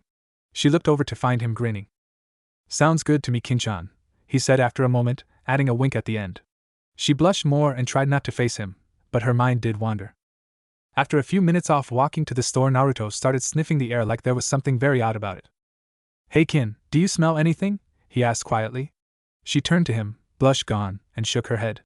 Naruto shrugged and went on. "Alright, I just thought I smelled something akin to honey and vanilla." "Ah well, probably just my imagination." He just put on his grin again and kept walking, not realizing that he had been smelling Kin's arousal. She, however, did, and the blush returned. "There's the store," Naruto said, pointing to a small building, almost hidden between 2 smaller ones. The store itself was fairly simple and one of the smaller ones in the village, but it was easy to find and usually had what someone would need. As they entered, Naruto explained that the owner was one of the few that bore him no ill will, actually being the one to supply him with decent food when he was young. "Well, if it isn't Naruto. How you been, boy?" Kai asked. He was an elderly man that looked ancient. He was bald but, while covered in wrinkles, his face was sharp. He was actually taller than most, standing at 6'3". Naruto smiled back at the man and turned to Kin for a moment. "Kin-chan, could you please get what we need? It's been a while since Kai and I have been able to talk," he asked kindly. She smiled and nodded, turning and walking down one of the short aisles. Naruto walked over to the counter, gave Kai a handshake. No one knew where he came from, but he had always preferred to shake instead of formal bowing. "So how you been? There's word going round that you made a pact with some unholy beast for power," Kai said with a knowing smile. Naruto laughed and shook his head. "Nah. I made a pact with the King of Hell. He gave the power to protect that which I care about, and he made a hybrid." Kai nodded and lit his pipe, taking a drag before responding. "Any human in there?" Naruto shook his head and Kai nodded and patted him on the shoulder. "Good. Stupid questions, stupid problems, stupid answers, stupid race." "True enough. How have you been?" "I'm 91, my joints hurt, business has been slow, and I'm slowly losing the ability to wipe my own ass." "How are you?" Kai deadpanned. I'm about to turn 17, I'm sore from training, my sensei is a pervert, and I'm retaining the ability to wipe my own ass, Naruto replied, getting a whack upside the head from the old shopkeep. Wise ass, he muttered. Who's the girl? Kin-chan? She's a friend, he said, trying to avoid calling her anything but Chan? You sure she's just a friend? He joked. Watch it, Erogigi. They would have continued their odd conversation if Kin hadn't walked up with the few things they needed. Kai smiled and took the items from her, tallying the cost and bagging them in a large brown bag. That'll be. Here. Naruto cut him off and put a few of the gems on the counter. Kai's eyes widened and the pipe almost fell from his mouth. Consider them a payment for helping me when I was a kid. Normally this is where someone would say, oh no, I can't accept this, but I ain't normal, am I? He said jokingly as he pocketed the gems. He handed the bag to Naruto, who took it and walked out the door with Kin beside him. As they exited, Kai couldn't help but chuckle. The two made quite a pair. Once they were outside and a fair distance from the shop, however, Kin turned to her master with a raised eyebrow and a silent question. He's always been like that, was Naruto's only answer. Kin sighed and walked on. 10 minutes later found them back at the Namake's manor, unpacking the groceries. Upon finishing, Kin stared towards the couch, but Naruto grabbed her arm in order to stop her. Answering her quizzical look, he motioned to her clothes, which only spurred another look. I'm going to regret this, but I need to get some new clothes. Do you want to come with me? I quite frankly have enough to buy the store several times over, so go nuts. Kin was a girl, but she tried to maintain a tough exterior at times since she was a ninja. However, being told they could go on an unlimited shopping spree would break even some of the toughest barriers. Naruto was dragged out of the house by his arm, curious how Kin moved fast enough to actually catch him unaware. She pulled him down the street, having seen the clothing store on the way back to the house. On the way they were given several dirty looks by the villagers that were starting to fill the streets. These looks were met by a demonic stare that would haunt them for the rest of their miserable lives. Luckily they got to the store before Naruto could start mauling people, a thought that made Naruto wonder how much fun mauling people could be. Before he went back outside to find out, Kin pulled him further back into the store, depositing him at the men's department before running off to buy herself some clothes. What have I done? Naruto quietly asked himself as he looked around. He had ninja clothing down with Blood's ability to create new clothes from his energy, so this was mainly just a chance to get leisure clothes. He got a few jeans, a couple cargo pants and a few khaki shorts. With these he got a large variety of t-shirts with various sayings, mainly to piss people off. On a whim he got a striped white and blue bucket hat. After looking at it in a small mirror, he grabbed a few more. Walking to the changing rooms, he saw Kin walk out of one in a black miniskirt and a white tank top. She was slightly surprised at the sight of her master, but she got over it. However, the slight smirk on Naruto's face worried her. Naruto-sama, what are you smirking at? She asked cautiously. Mind doing a little spin for me? He asked innocently. Just kidding. Kin blushed, but she did as she was asked, taking slight pleasure in the fact that she had her master's full attention. She went back into the booth and changed back, having already tried the other 20 outfits she picked. Your turn, master, she said with smile. Naruto blinked, but saw it as fair. He deposited all but a few things on a nearby counter and went in a booth. While he did this, Kin was trying to figure if she could peek on him while he changed and not get caught. Happy now, Naruto said as he emerged. He stood in black cargo pants and white shoes. The t-shirts he got were in a variety of sizes, ranging from form-fitting to very baggy, and this one was a blue form-fitting one with the words I bite written in black. His red hair spilled out from under the bucket hat since he had to take it down to put the hat on. It cast a shadow over his eyes, making it seem you were looking at two amethysts in the shadows. Do a little spin, Kin asked cutely. Naruto sighed and did a fast 360 on his heel, causing Kin to send him a mock glare. Fine, be that way. I did it that fast so you wouldn't stare at my ass, Naruto said as he walked back in. Kin's eyes widened and she tried to stammer out a response but failed. He exited in his normal attire, but the bucket hat remained. Do you have everything you want? Yes, Naruto-sama. She responded, not looking at him out of slight shame. She jumped slightly when she felt Naruto's hand on her cheek. He gently made her look at him, smiling softly. Lighten up, Kin, I don't really care that you stare at my ass, he said in a light tone. He took a step back and flexed jokingly. Besides, not many women could resist the alluring charm of a demon's body. That did it. Kin had to cover her mouth to stop herself from bursting out laughing. In truth, she liked the little pose he did, but the comedy of it overruled the arousal by far. Naruto gathered up the clothes he had picked, and, since she seemed to be incapable of carrying anything at the moment, some of the things that Kin had picked. He left a portion of it alone, mainly the bras and panties she had picked out of respect. Once she calmed down, she picked up what Naruto hadn't, with a slight blush, and inclined her head to the counter. Naruto nodded, trying not to look at the lacy underwear that she was trying to hide from his view. They walked over, setting the large pile of clothes on the counter. Will that be all? A kind-looking brunette behind the counter asked, ringing up the clothes. Yes, Naruto said, pulling out a few more gems. In truth, he could have just put it on credit, but not many questioned the value of a fist-sized emerald. Naruto quickly sealed all of the clothes into 2 scrolls, one for him and the other for Kin, pocketed them and started for the door, but stopped halfway. He pulled another gem out and threw it to Kin, who looked at it in confusion. I'm a little tired, and I've got everything I need. If you want to buy some more things, I thought you might like some money. If you go to another store, tell them to put it on my tab. Ja-ni, Naruto said, turning to walk out of the store. What a nice guy. Pity he's taken, the cashier said, resting her chin in her palm as she looked at Kin. What? She asked, not sure if she was implying what she thought she was. The cashier looked a little surprised. You mean you two aren't an item? Kind of weird for a guy to go shopping with a girl if they aren't dating. Is he gay? She asked, hoping he wasn't. She needed a boyfriend. We are an item, Kin said, lying through her teeth. She didn't know if Naruto would approve of the lie, but she wasn't going to let this woman think he was single. I just didn't hear what you said. The cashier seemed to buy it and apologized for the confusion. Kin waved it off and wondered what else she could buy. If it's not too bold of me, there's a store adjacent to this one that sells kinky clothing and things like that. Might spice up the bedroom if you catch my drift, the cashier said, winking. Kin blushed, but actually liked the idea, turning and leaving the store in favor of the one next to it. Naruto shuddered as he walked in the door of his manor. He looked around and shrugged, returning to setting the scrolls down and throwing his shoes off before flopping down on the couch. He tipped the hat down further to cover his eyes, and tried for a little more sleep. Why do I have the feeling that it's just my imagination, he said as he drifted off, an image of Kin in her maid outfit flashing through his mind as he fell asleep. Speaking of Kin, she walked through the door just as he fell asleep, a bag in her head that just seemed to have an aura of kinky around it. She ran to her room and hastily put the outfits from the bag into her closet, hiding the bag under her bed. She gave them one last look before leaving her room and entering the living room to get the scroll that had her clothes. She went back to her room and put them away, glad that she had a huge closet and a larger dresser as well. So, could I talk you into making dinner? Naruto's voice came from the doorway. Kin jumped and whirled around to face him, forgetting that she had a pair of red lace panties in her hands. Naruto raised an eyebrow. Gonna wear those often?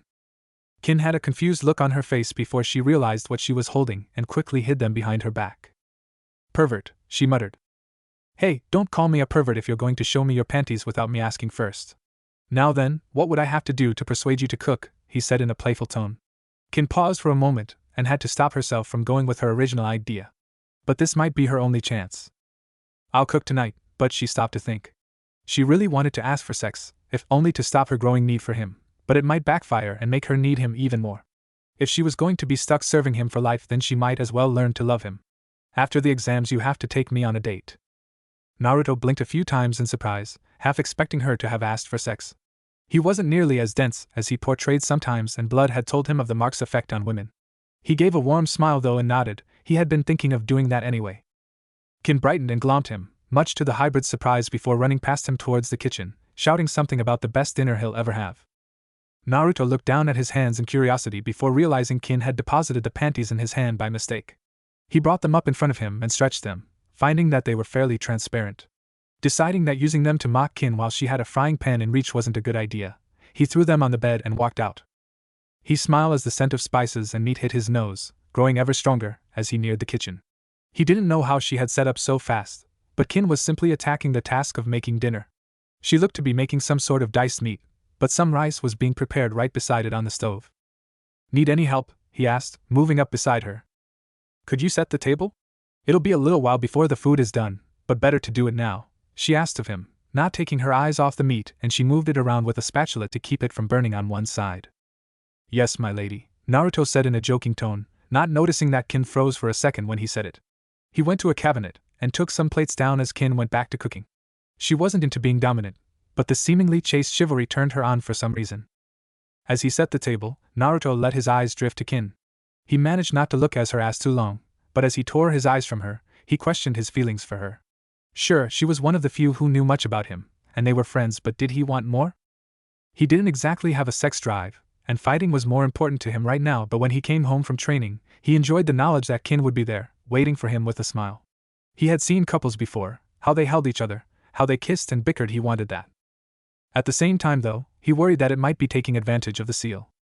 Kin, as she put a lid over the meat and lowered the temperature, was thinking on the same thing. Sure, the seal provided a desire for sex, but she knew she wanted more than that. She had been alone for most of her life, just like Naruto, and what she truly wanted was someone to hold her at the end of the day. She wanted to feel the love that she had gone without for a decade, and she wanted to be the one that Naruto could rely on to be there for him at the end of the day. Almost done, she said, mixing the meat with some vegetables. She then took the pan and the rice pot over to the table, resting them on pot holders so the table wouldn't burn. She went back to the counter and grabbed a large spoon, returning to the table with a smile. "Self-serve, Naruto-kun." He took the spoon from her hand and put some rice on his plate before topping it with the meat and vegetable mix. As Kin sat down across from him, he looked at the spoon oddly, like he was trying to measure it for something.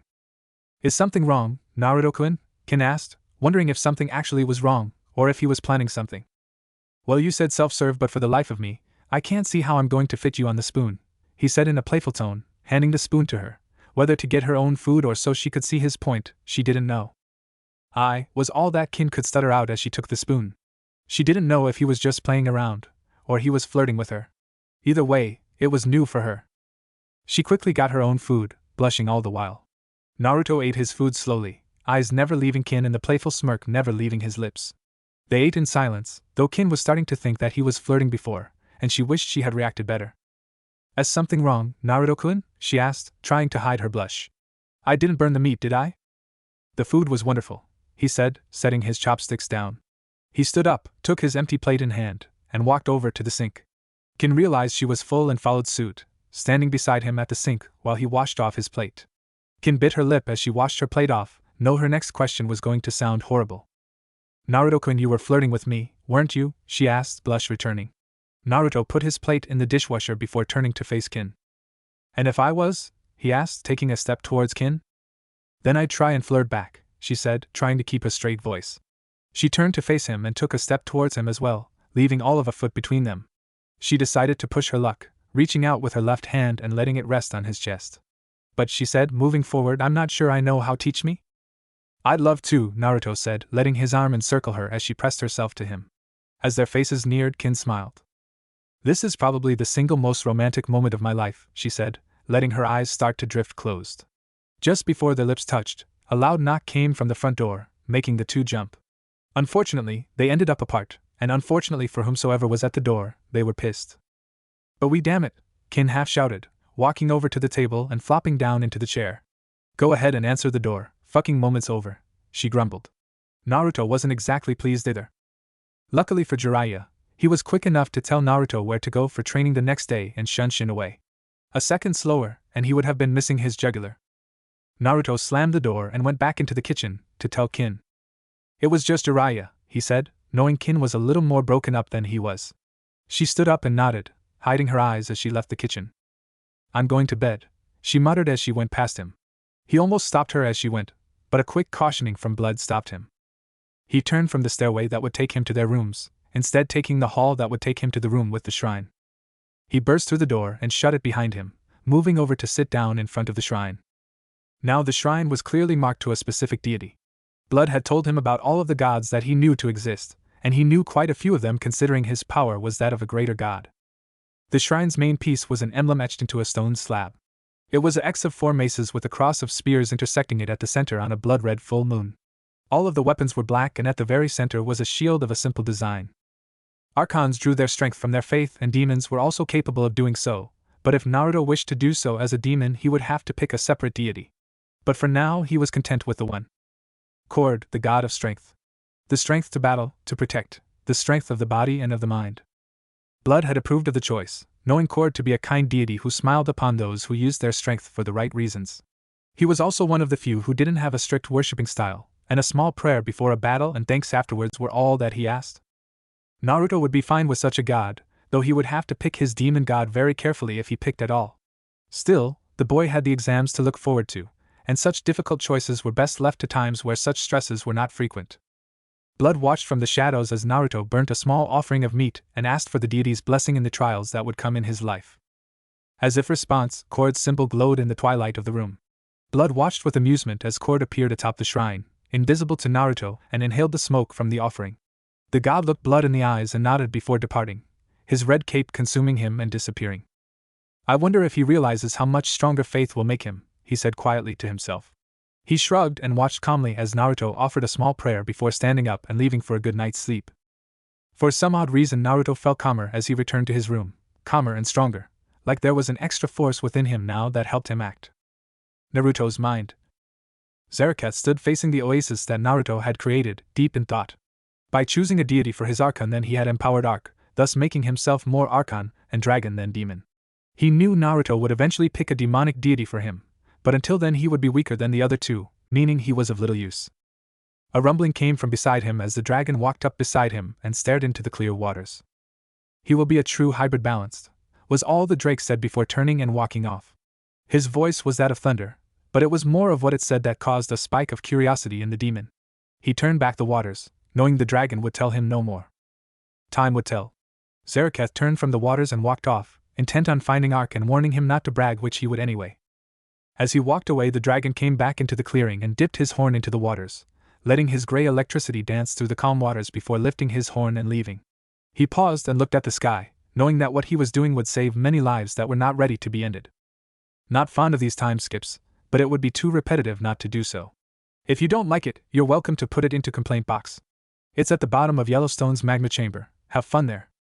The day was here finally. The contestants stood in their booth, waiting for their matches. Everyone from all over Fire Country was there, even the Kazekage had come. Kin had revealed Orochimaru's plans as best she could. As a precaution, Jiraiya stood beside Sarutobi as a personal guard. Kin didn't know much of the invasion, only that it would happen during the last part of the exams. But Orochimaru knew he wouldn't be able to fight Jiraiya at full power and Sarutobi. The invasion would have to be put off, but if the Shukaku Jinchuriki lost it, then there would be no choice. Kin herself was back at the manor, waiting for her master to return. The manor was reinforced with so many seals that she was probably the safest person in Konoha. She had given Naruto a quick peck on the cheek before he left, for luck, she said.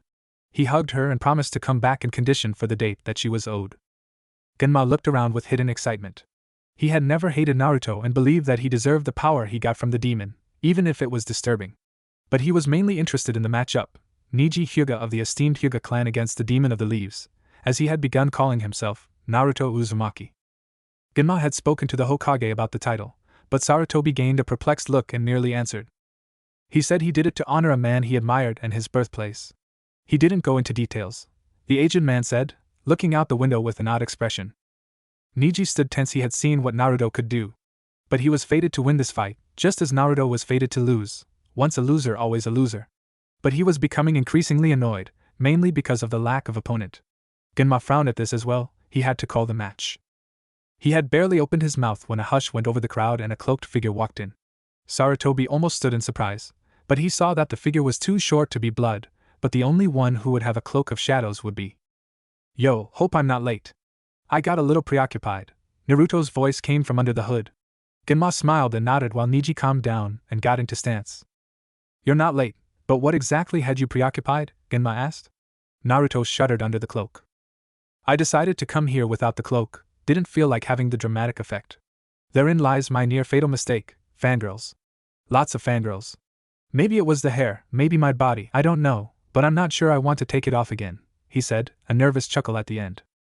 Well, you may want to take it off, it'll either get ripped off or just be a hindrance, Genma offered, getting ready to start the match. Naruto sighed and swore in a dark-sounding language before he waved his hand and the cloak dissipated. His hair had been cut, now only slightly longer than it had been prior to the transformation.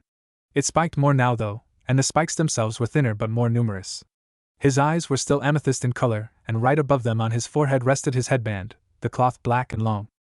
He had on a sleeveless red trenchcoat that bore black flames at the bottom, and he wore it open. His muscled chest was now on display, and it was more than likely the reason he had been chased. He wore black ninja pants that were tucked into steel-plated boots. Iron greaves were attached to the boots.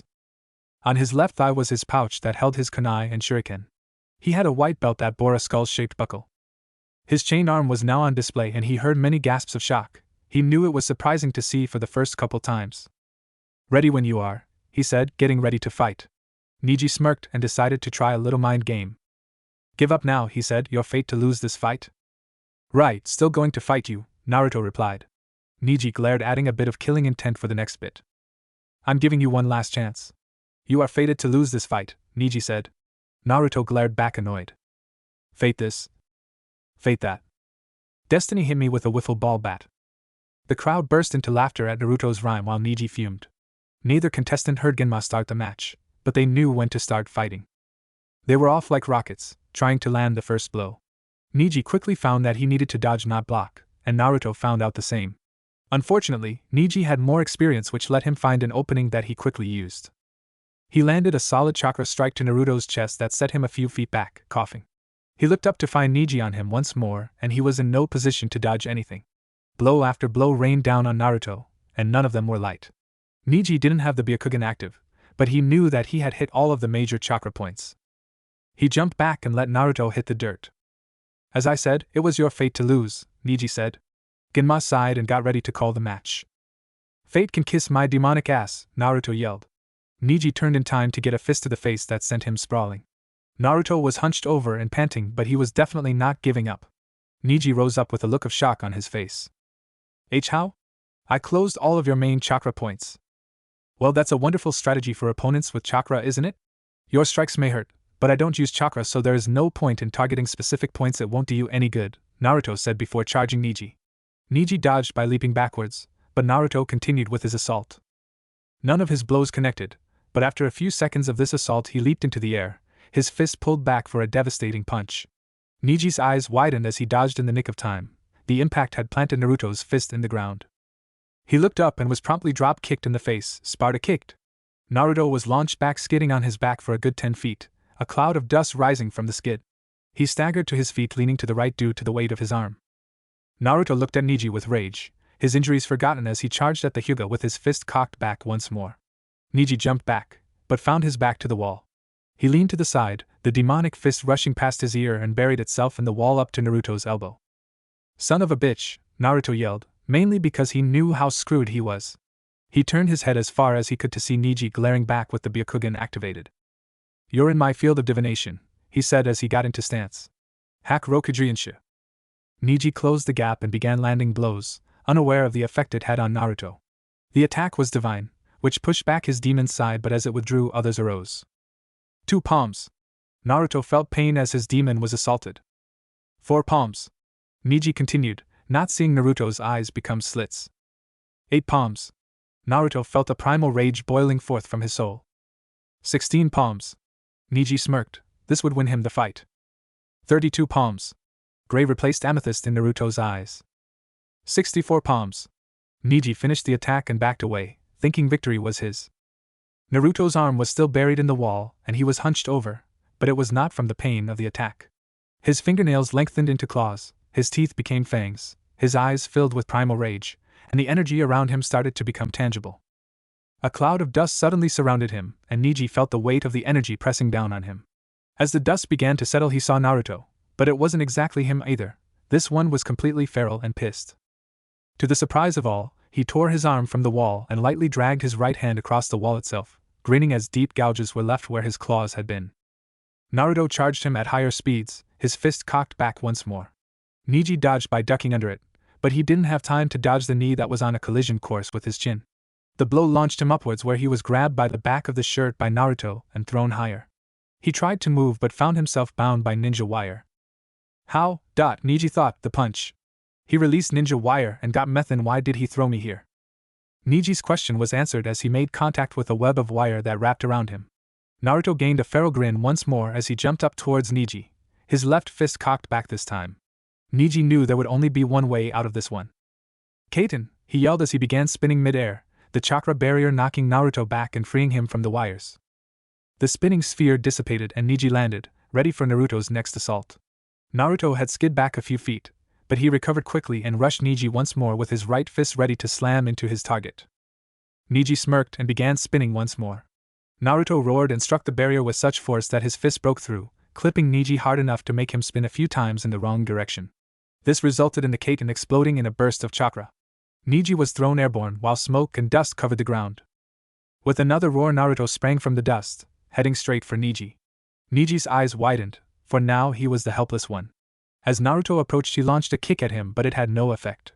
They were now 30 feet in the air and falling as Neji planted 2 more ineffective chakra kicks, one to the chest and the other to the gut.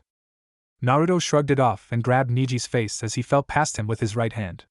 Neji realized what was going on, but he was powerless as he was slammed face first into the ground by a pissed-off hybrid.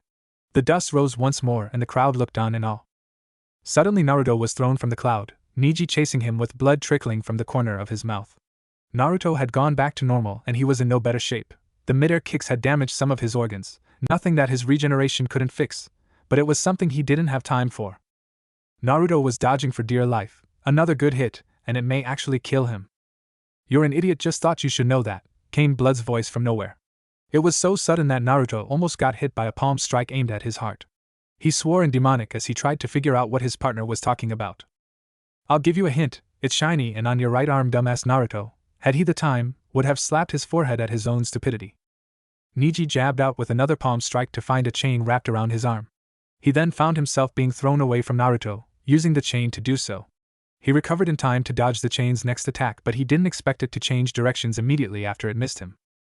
He dodged it for a few seconds before it separated into 7 different chains, all of them connected to the same spot on Naruto's wrist.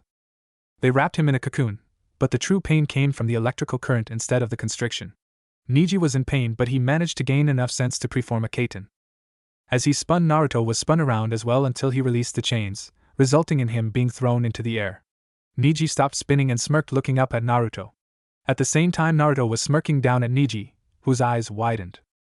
As Naruto fell, he began spinning at the same time as Neji. "Kaiten!" Neji yelled. "Demon's Riptide!" Naruto yelled. The blue dome of chakra was met by a falling sphere of red and black energy spinning in the opposite direction. The explosion bathed the arena in light and dust. Kage-booth. Sarutobi and Jiraiya sat with jaws wide open in awe. Naruto had not only broken a kaiten but had created a demonic version by only seeing it 3 times. It was incredible. Orochimaru, who sat disguised as the Kazekage, was seriously reconsidering picking the Uchiha. This boy was far stronger. He made a mental note to keep an eye on him. Arena floor. The dust cleared, revealing the 2 opponents. They had their hands locked together, trying to overpower the other with sheer brute strength. Naruto gained a feral grin once more as he gave a little and leaned backwards, taking Neji with him. Before they hit the ground, Naruto kicked Neji as hard as possible skyward. Naruto hit the dirt and Neji was 30 feet high again. Naruto inhaled deeply before releasing his arcing lightning. Neji managed to roll in the air, narrowly dodging the fatal bolt. Naruto, however, got up in a low stance, getting ready for the other's landing. Neji touched down directly in front of him as Naruto was swinging. The landing was slightly off, but Naruto managed to wrist bash Neji with the force of a hammered rhino, throwing him towards the wall. Neji was exactly a foot away from the wall when time seemed to slow down for him. Naruto appeared right in front of him, his foot in position to deliver a powerful kick to Neji's chest. "Payback's a bitch," was all he heard before the kick connected and he was knocked out cold and implanted into the wall. Silence. A man in the forest could have coughed, and everyone would have heard it. Those there were in disbelief. The demon of Konoha had just beat a prodigy of the Hyuga clan. Naruto staggered back to Genma.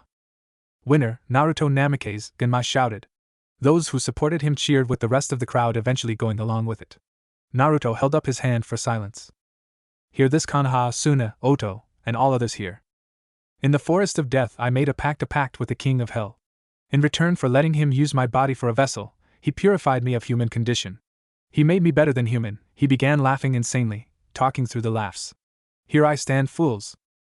I now carry the blood of the unholy demons, the heavenly archons, and the wild blood of dragons. Bring you mobs, your assassins, they will all end the same. I am Naruto Namikaze, the demon of the leaves." He disappeared in a swirl of black and red energy, stepping out of the shadows in the contestants' booth. No one noticed him, and he wanted it that way for now. The next matches were pretty anticlimactic compared to Naruto's, but they were given their due. But when the last Uchiha's match came, the effects of Naruto's match had worn off. Naruto watched with apathy upon his face. He didn't care who won. Sasuke had shown up with Kakashi in a swirl of leaves, but Naruto paid no mind. He was mentally going over the match. Insane Jinchuriki of the Ichibi versus the mentally unstable Uchiha. Naruto already knew how this would end. Now he would just wait to see how it would come to pass. Sasuke, to his credit, had gotten stronger in the past month and possibly more insane. Regardless, he started the match on the offensive, charging head-on. He got close enough to strike and did so, the sand raising and blocking the blow as expected. What was unexpected was Sasuke disappearing and trying to strike from behind only to have his blow blocked. This continued until Sasuke was simply running in a circle around the Jinchuriki. The sand, waiting for an attack, levitated from the ground until there was at least a 3-foot gap between it and the arena floor. A gap the emo prince utilized. He slid under it, and before it could respond, he landed several solid blows to his opponent, finally launching him backwards. The sand caught Gaara and helped him up. Sasuke was panting slightly, but he hit it well. An insane grin appeared on Gaara's face as the sand formed a dome around his form, his ultimate defense. Sasuke rushed in, trying to strike before it closed only to have to jump back or be skewered. Sasuke smirked as he ran back and up the wall away from Gaara. Once at a decent height he crouched and began to do hand signs that Naruto recognized. He looked to Kakashi and shook his head. The man was an idiot. Suddenly the sound of 1,000 birds filled the arena as Sasuke charged at Gaara with his Chidori. There was a silence as it pierced the dome. Then Gaara screamed. Sasuke bore a victorious smirk, but it was soon gone and he jumped back in pain, a demonic sand arm crushing his. Luckily for him it had to detach after he got far enough away. Then everything happened too quick for most to follow. Feathers fell from the sky and those in the stands soon fell into a deep sleep, save for the ninjas who quickly dispelled the genjutsu.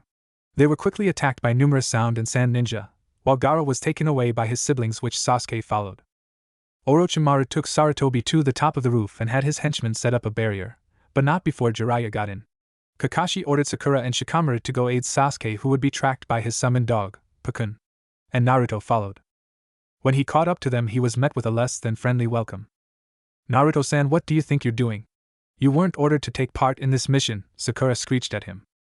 "She's right, go back and help back in the main village area," Shikamaru ordered. The heavy aura that suddenly filled the air stopped further arguing. "The Shukaku brat is mine. Get in my way and I'll kill you," he said angrily, letting the aura dissipate. There were no further arguments as the four jumped through the trees.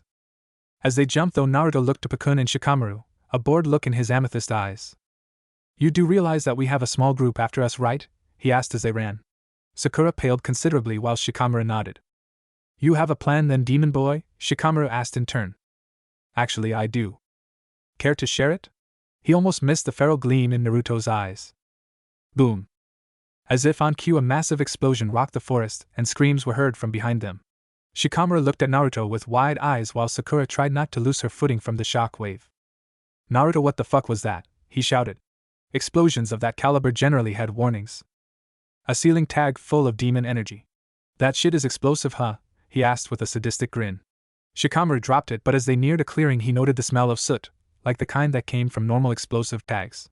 They stopped for a moment to investigate only to find the sand kunoichi Tamari, Gaara's older sister if memory served. She was unconscious and slightly singed, but otherwise fine as Naruto noted. He looked to Shikamaru. "Shikamaru, you stay here and make sure she doesn't escape." "Got it?" he asked. Shikamaru glared at him. "Why should I listen to you?" "Because if you don't stay here that means you have to fight the insane Jinchuriki that has an even insaner demon. He will more than likely kill you. Take your pick," he said with an insane grin of his own. Shikamaru sighed and moved over by Tamari. Naruto turned his gaze to Sakura. "You are, at best, cannon fodder. If you want to live, stay here with Shikamaru," he said coldly as he jumped back into the trees. Sakura looked like she was about to burst into tears but stayed. She looked over at Shikamaru. "You don't think I'm cannon fodder, do you?" she asked sadly. Shikamaru wisely refused to answer, knowing that his answer would have upset the girl further. With Naruto. Naruto watched in amusement as the last Uchiha got swatted around by a half-transformed Gaara.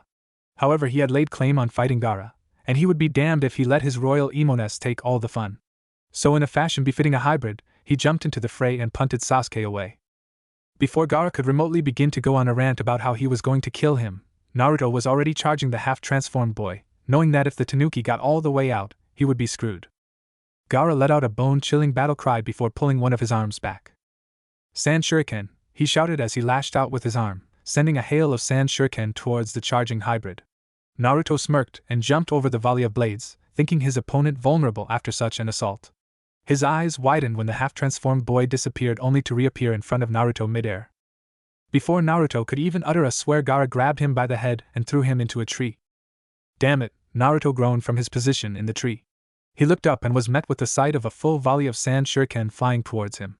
"Fuck me." Each and every one of them struck him with the force of a wrecking ball, and though the cuts he received were healed, the pain remained. However, another volley stuck him and Naruto cursed himself for underestimating his opponent, while the blast tore the tree from around him. He fell and managed to right himself in time to land on a thick branch that had escaped destruction below. From his crouched position, Naruto glared up at his opponent, rage beginning to become visible in his amethyst eyes. Those same eyes widened as Gaara appeared at the end of the branch he was on. The insane Jinchuriki charged Naruto while he looked up and grit his teeth. "Fuck it," Naruto said to himself as he charged Gaara, intent on slowing him down. As they neared each other, they pulled back their fists, ready to throw their punches as hard as possible. As their fists neared, however, Gaara's sand shot forth from his fist and stuck Naruto hard, winding him and knocking him away. Before he could even touch the branch they were on, Gaara was already on Naruto, his newly formed tail sending the hybrid flying. As Naruto fell, Gaara sent yet another volley of shuriken towards him, but most missed due to the distance between the two combatants. Naruto looked over his shoulder at the upcoming branch below him and righted himself in time to embed his feet into the tree. He looked up in time to be struck through the branch by Gaara lacing his hands together and power-driving him. As he fell, Gaara followed, his face close enough to Naruto's that he could smell his rancid breath. Naruto grimaced and threw a right-legged kick to his ribs, followed by a left-handed uppercut, both of which had little effect. Then he threw a heavy punch with his chain arm, nailing Gaara in his forehead, causing a crack in his sand armor that was quickly healed. Gaara roared and backhanded Naruto away, further into the trees. Luckily, he managed to land lightly on a branch instead of implanting himself in it. He looked up to see Gaara fell towards him with his hands raised for another power driver, but he failed to see Naruto's gray eyes. Naruto reached up with both of his hands and caught Gaara by his wrists, though the impact pushed his feet into the wood. Gaara paused and tried to register what had happened while Naruto gained a sadistic smirk. He picked his foot up and turned, pulling Gaara with him until he had turned completely before throwing him through the branch. He watched in amusement as he crashed through several more branches before righting himself and hitting the ground. Naruto didn't let the sadistic smirk fade as he ran to the end of the broken branch and did a gainer towards Gaara, stopping the rotation when his head was pointing towards Gaara, and fell as fast as he could with his right hand ready to be swung. Gaara, in return, pulled back his fist and threw a punch as Naruto neared him, the fist connecting and driving Gaara into the ground slightly, but the sand once more shot forth and shot Naruto back. As Naruto flew back, his eyes lost all color, leaving them a glowing white as he righted himself and landed. He had awakened his Archon's might. Gaara spread his sand in a circle around him, preparing his defenses for an assault from the hybrid. Naruto only smirked, and a white glow consumed his hands as a great sword formed in them. He pulled his lips back in a sadistic smile, baring his fangs as he took a step back and leaned back, launching the great sword and making it spin like a drill. Gaara smirked as his sand rose and blocked the incoming sword, but due to its spin some of the sand became wrapped around the blade. Naruto appeared beside it, his hand slamming into the pommel, and the effect was instant. The sand around the blade exploded in a circle around the blade, opening a huge hole in Gaara's defense, one that Naruto charged through. Gaara could only watch in fear as Naruto cleared the distance in a heartbeat, his right fist pulled all the way back. "Block this," Naruto yelled as he struck Gaara with a fully charged Draconic Haymaker. The blow struck Gaara in the face, sending him flying backward with incredible force, more than enough to send him through several trees. The sand tried to follow its master, but only moved so far, putting Naruto at the edge of the circle, the ring having moved around him. The sword remained in place, however, hovering in the air while Naruto remained still with his fist still extended. As the dust settled, the sword hit the ground. That had taken place in the course of 2 seconds. Then a ragged scream tore through the forest as the sand seemed to increase, all of it moving to cover Gaara, forming the body of the Ichibi no Shukaku. From its forehead protruded Gaara, who quickly fell asleep after using a jutsu that Naruto couldn't hear, but he didn't concern himself with that. The giant Tanuki's eyes gained their color, and the great beast looked around in confusion for a moment, before it realized where it was. "Haha! I'm free to massacre. And I'm gonna start with the village," Shukaku trailed off at the end with a sadistic smirk. He had forgotten the hybrid at his feet. Naruto's eyes regained their gray irises, the Archon mode fading after the brief assault. He glared up in defiance at the Shukaku, and his berserker mode began to draw more strength from his inner selves to fuel it. He jumped up to the highest tree and threw a kunai at the Tanuki, in full knowledge of the fact that the kunai itself would do little to him. Shukaku felt a tiny pinprick in his arm and looked over to find a kunai in his forearm. He laughed and turned to Naruto. "I knew I was forgetting something. You thought a single kunai could hurt me? Hold still so I can put you out of your delusions," he said as he raised his arm that the kunai had struck. Boom, Naruto said, grinning as the demonic tag on the kunai exploded, the massive explosion tearing Shukaku's arm from his shoulder and turning the stump into glass. Naruto had to use some energy to stick to the tree, lest he be blown away, but he was pleased with himself for wounding a bijou. The Tanuki roared in both rage and pain before swiping at the hybrid. Naruto braced himself, knowing he couldn't dodge. The impact sent him flying through several trees and he barely righted himself in time to move out of the way of the air bullet that was launched at him. The shock wave hit him, however, and knocked him higher into the air. Shukaku roared in rage as he swatted the airborne hybrid down to the forest floor, pleased with the sound of his impact. He moved over to where the boy had landed and raised his foot, getting ready to stomp him flat. Naruto got up and saw the giant foot above his head and his eyes widened. Time seemed to slow as it came towards him, and he wondered if this was his end. Then his eyes narrowed in anger, such a rage that he had not felt before from the thought of just giving up. He lifted his arms and somehow stopped the foot, if only barely. Think you're tough, huh? Well, take this, you runt, Shukaku roared as he put all of his weight on the foot over Naruto. Naruto swore as his arms gave and he was crushed under the tanuki's foot. He felt himself falling from his body, but a red-furred hand pulled him back into it, and Naruto could have sworn he heard blood cussing him out. Any insults or comments were drowned out by the pain coursing through him, and he wondered how long he could hold out before he snapped. Kid, you're about 10 seconds away from my boot up your ass. Stop whining about the pain and wake the redhead up. Do that and the sandy asshole goes bye-bye. Blood's voice echoed within Naruto's skull. Any suggestion on how I do that, seeing as I'm currently under a fucking raccoon's foot, Naruto shouted back in his mind. What happens when you superheat sand? Blood asked after an annoyed sigh. Naruto was caught off guard by the question but answered through another wave of pain. Glass. Now then, how hot is lightning? Blood made the last part sound amazingly like my god, you're an idiot. How would you like to taste a sample of my power? Haven't I been using your power? Naruto asked wearily. Blood laughed. I merely changed all of your energies into what they are now and tripled your reserves. The fighting has been all you. Though you have only been tapping your dragon's berserker mode and your archonic rage a moment ago, I can use both of those and the demon rage at the same time. Now then, how would you like to taste my power? Naruto let a feral smirk spread across his face. He knew this was going to bite him in the ass somehow, but the thought of stomping the tanuki was too good to pass up. Well then, I shall be the medium of your wrath, Lord Blood, Naruto said in a mockingly formal tone. He could practically feel Blood's smirk. One last piece of advice, memorize the feeling. One day you will have to harmonize your powers and this will be that only time I can let you use my powers this century. Any more and you may explode. How much am I getting? Naruto asked as power surged through his form, changing it. Blood let out a sadistic laugh. Not even 0.5%. Shukaku let some of his weight off of the foot he had used to crush the brat, feeling rather pleased with himself. Then his eyes widened in agony as pain coursed through his leg. He looked down in time to see a black form burst through his foot and tear a path up his leg, jumping back when he reached his waist, but instead of falling the figure remained airborne by using a large set of black wings that looked fairly demonic. Where the figure had run up his leg was now glass, along with the hole in his foot, and the cut up his leg extended inwards about a foot if he was right. Die, Shukaku yelled, swinging his remaining arm at the figure. His eyes widened in shock when his fist was batted away and the point of contact became glass. He looked at the figure and took in the details, wondering who this damned fool was. Naruto was loving his wings. The feeling of flight was definitely to his liking. Blood's power had transformed him, and though it would wear off when his power was taken back, there would no doubt be little remainders. He was now 7 foot tall and built heavily like Blood, though like his human form it was slightly leaner. His head had changed to that of wolf and his horns now extended a foot behind his head. His eyes had returned to amethyst, but the color was darker and redder, like someone had poured blood over the crystal. His body was now covered in a coat of black fur that was longer than Blood's, but not enough to hid his form or muscles. The only different colored parts were a shaggy white furred area extending from just under his throat to right above his waistline. The fur there was slightly longer than the rest. 2 white lines going from under his eyes straight down, and a white diamond-shaped patch on his forehead. In the middle of said patch was an actual diamond that was about an inch across. A long and whip-like tail extended from behind him with hard scales and a blade-like protrusion from the tip, obviously dragonic. The large black wings were from his demon, and in between the bones of the wings were blood-red runes on the inside of the wings, 1 rune per gap.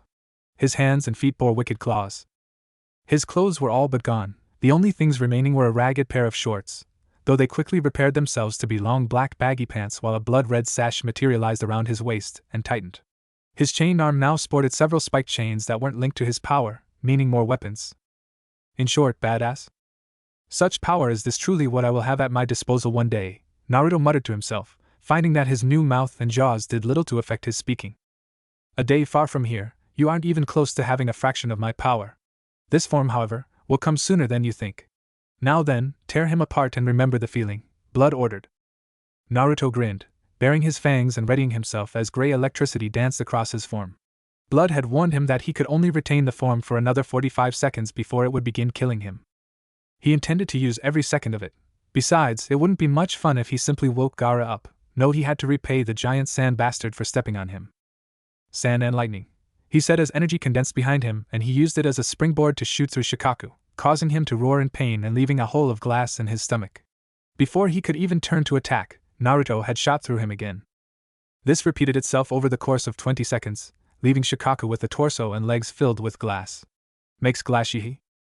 Naruto chuckled as Shukaku swung at him, it turning into full-blown laughter when he passed through the hand and leaving another glass hole in him. He looked at Shukaku with a sadistic smirk. Sweet dreams. He rushed Shukaku and planted an incredible haymaker in the tanuki's muzzle, causing shock waves to travel throughout his body. These caused all of the glass to shatter to dust, but it left Shukaku as a falling head. Naruto zoomed in again and kicked Gaara from his place in Shukaku's forehead, but before the demon could retreat, Naruto kicked the head higher, acting on instinct and binding the soul of the demon to the head. Part of his mind absently noted that Gaara lived through this, meaning that he could free Jinchuriki once he got this strong. 5 seconds left. Naruto inhaled and spat out a cloud of electricity somehow, but before he could ponder how he had done it, it turned the Shukaku's head into glass. He rushed the head and kicked it towards the ground as his power faded. The head flew down and speared itself on a tree, stuck there forever, and within was the spirit of the Shukaku. If it broke, then so did his soul. Naruto cried out in agony as a fire consumed him and left him back in his normal form about 150 feet from the ground. Naruto's eyes widened when he realized he wasn't falling, but instead gliding. The hell? He questioned himself as he looked over his shoulder to see the wings had remained, though they were a dark gray now and were smaller. He was thankful they remained, but he didn't really know how to operate them, meaning he was stuck gliding in a straight line. On the way down he noticed the tail had also remained, though instead of the impressive 10-foot it had been, it was now only about 4 feet long and the spikes and spines were gone, leaving him with a gray-scaled tail. His hand hesitantly went to his forehead, but to his relief the diamond was gone.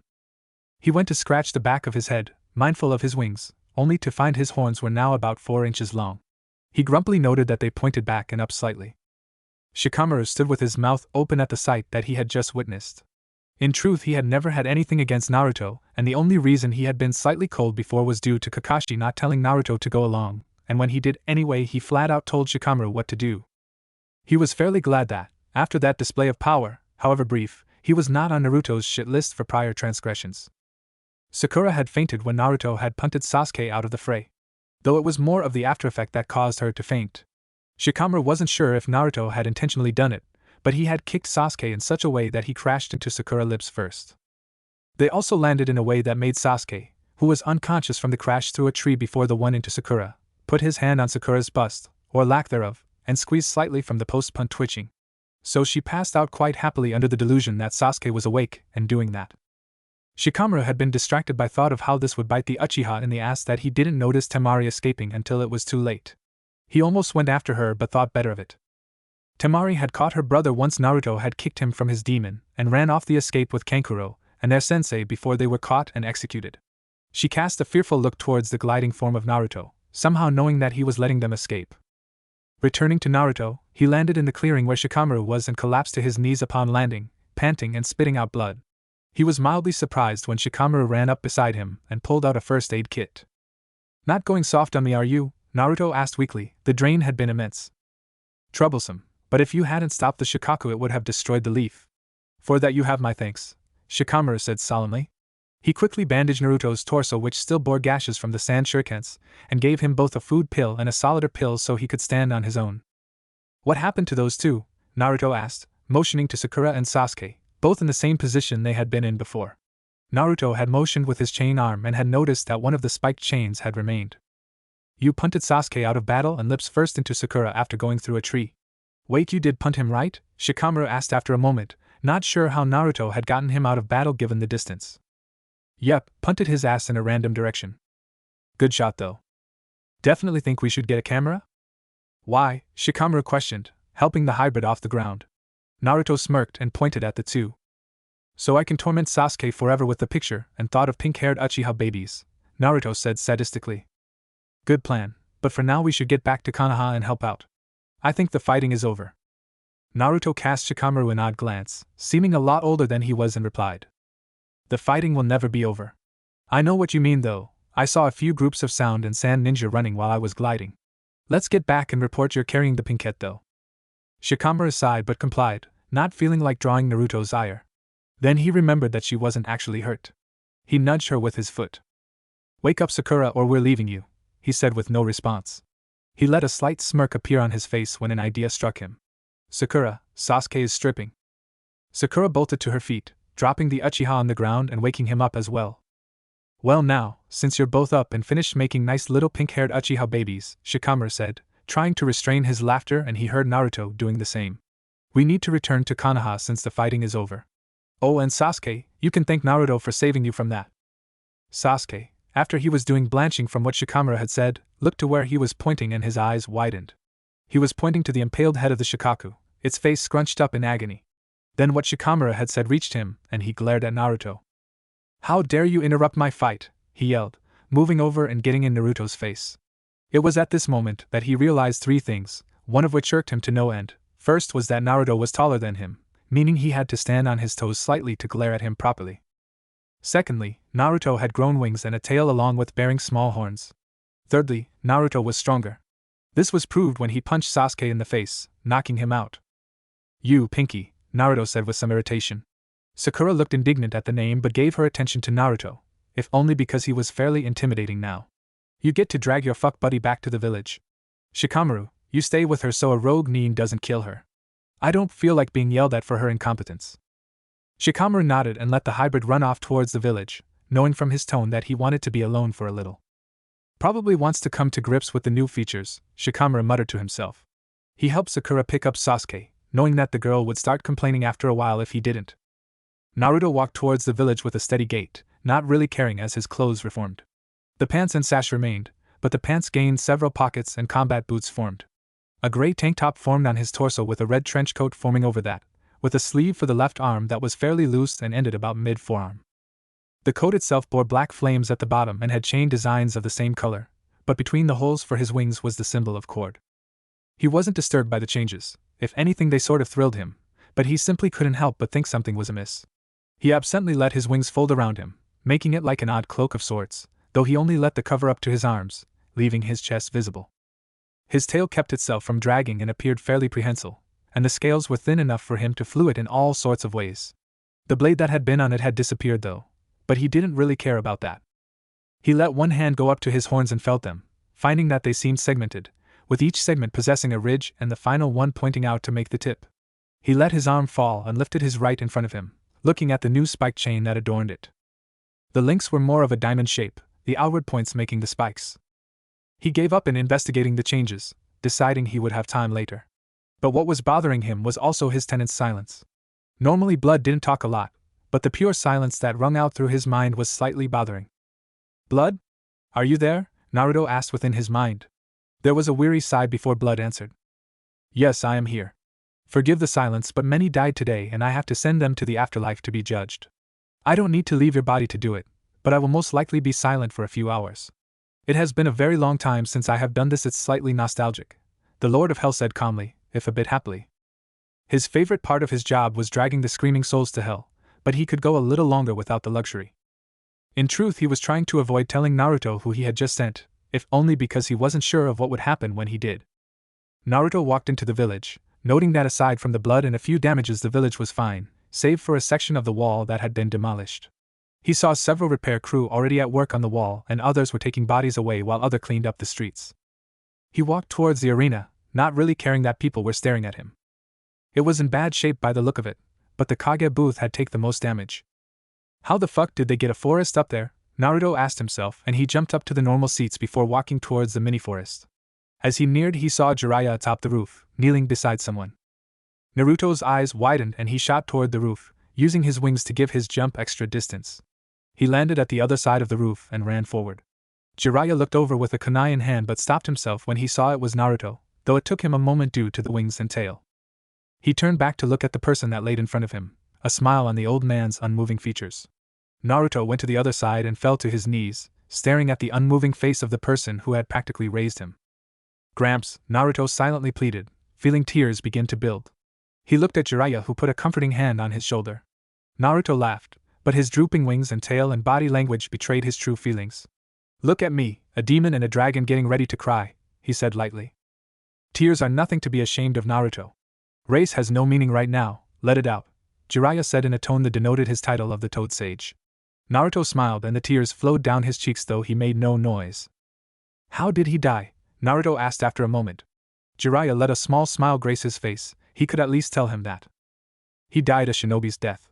He used the same jutsu your father used to seal Orochimaru's arms so he would never be able to do jutsu again. But before that the snake had resurrected the Shodaime and Nidaime and sent them to attack us. I defeated them, but in doing so I couldn't get to Sarutobi in time to stop the Kusanagi from impaling him before he could seal more of the bastard. Naruto was silent for a moment before looking up at Jiraiya, his eyes turning a slight crimson, but it was quickly suppressed by the boy. He looked back the body. I will kill Orochimaru. I swear to you, Sarutobi, I will kill the bastard for killing you. But I won't let it consume me, so you can rest in peace. Naruto paused for a moment and looked up at Jiraiya, his eyes calm. Jiraiya-sensei, did Sarutobi have a religion? He never really aligned himself with one to my knowledge, Jiraiya replied, slightly caught off guard by the question. Naruto smiled and pricked his finger on a nearby kunai, letting the blood flow for a moment before expertly drawing Cord's mark on the breastplate that Sarutobi wore. For the strength that you gave others in life, may the Iron Lord grant you safe passage to the celestial gates. For the strength you had in life, may you be strong enough to find your lost loved ones there. For using that strength for the right reasons, may you gain happiness eternal. Farewell, Hiruzen Sarutobi, rest in peace. Jiraiya was surprised at how priestly Naruto had sounded when he had said the prayer. I wasn't aware that you had a religion. Dare I ask who this Iron Lord is? He said after a few minutes so as not to ruin the moment. Naruto smiled and stood, offering a hand to help Jiraiya up, which he declined in favor of standing himself. Cord, the god of strength. The good kind of strength, Naruto said simply, his wings folding back around him as he looked over the village. Naruto, why do you love this village? After all that has been done to you, Jiraiya asked, moving to stand beside Naruto at the edge of the roof. I love the village, not necessarily the villagers. The ideals, they are what I cherish. But still, I have a feeling that I will enjoy making everyone admit that they were wrong about me. This place was special to both my father and Sarutobi, so I will protect it for them, even if I have to actually become Hokage to do it. No more was said for a long while as they both thought about what he had just said. Naruto still had a few tears on his face, but he didn't seem to care while Jiraiya just looked over the village. After a while he patted Naruto on the shoulder, getting his attention. Naruto, what are your feelings for Kin?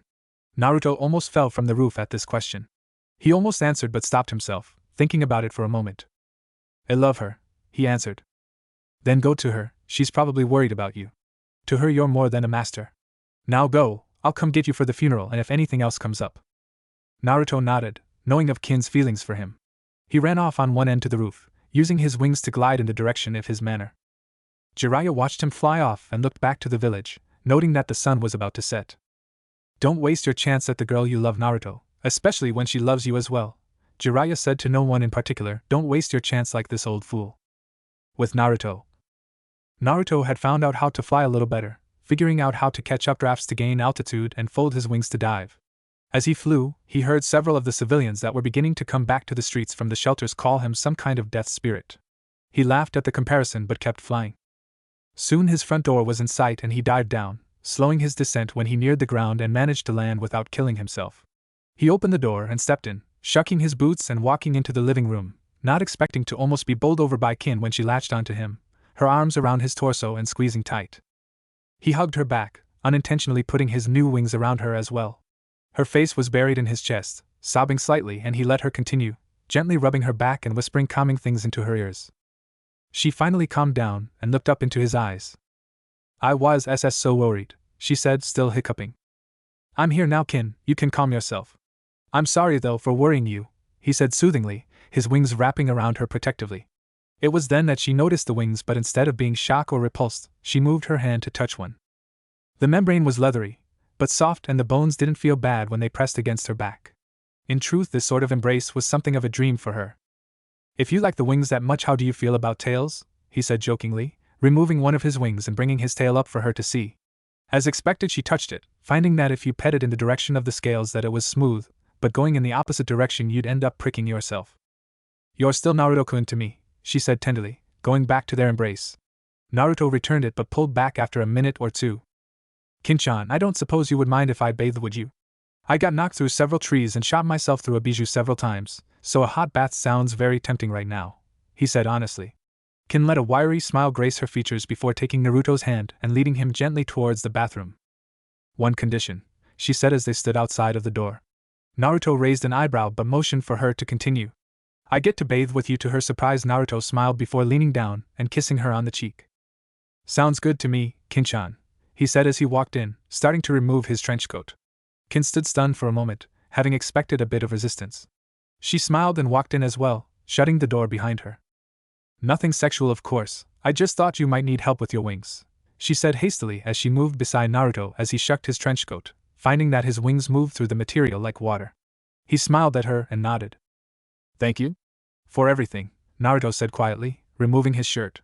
Kin turned the knob above the tub, letting hot water flow in. It's alright, she said. No, it's not, Naruto said, making Kin turn around to face him out of confusion. You've been so kind to me, I had to thank you, he said, knowing he wasn't making the sound as good as it did in his head. Naruto-kun, Kin said, at a loss for words. She stepped over to him and hugged him, trying not to focus on the feeling of his bare chest. She let go after a moment and took a step back. Come on, the water's hot, and it'll take some of the soreness from your muscles. Naruto smiled at her and nodded, though he did pause for a moment. Are you going to turn around, or are you going to watch? He asked as he undid his pants. Kin's face turned beet red as she stuttered and whirled around, desperately wanting to whirl around at the sound of cloth hitting the floor. Excuse me, my lady, he said from right beside her. She sidestepped, letting him by, though she couldn't but stare at his ass as he got into the tub. The tub is like a small pool in size, like 9 feet minus 9 inches and 4 feet deep. Built-in benches around the inside. He waded over to the far side and sat down, though in a way that Kin couldn't see anything. Enjoying the show? He asked playfully, noticing she was staring. Kin jumped slightly, but quickly diverted her eyes. Kin, I don't care if you look at me. I wouldn't have agreed to let you bathe with me if I wasn't alright with you seeing me nude. Still, she said, really wanting to look. Naruto sighed and decided to go for a dirty trick that would let the girl indulge. You can't wash my wings if you're not in the tub, and you'll have to undress to get it. I'm going to see you naked, and more than likely stare at your sexy body, so why don't you go ahead and look, he said, finding that he sounded a little more seductive than what he had intended. Kin froze, but slowly turned her eyes to Naruto's own amethyst orbs. A blush adorned her face and confusion in her eyes. You think I'm sexy? She asked, feeling odd when she asked. I could be very poetic about how I view you, but yes, I think you're very sexy, Kin-chan, he said, a soft smile on his face.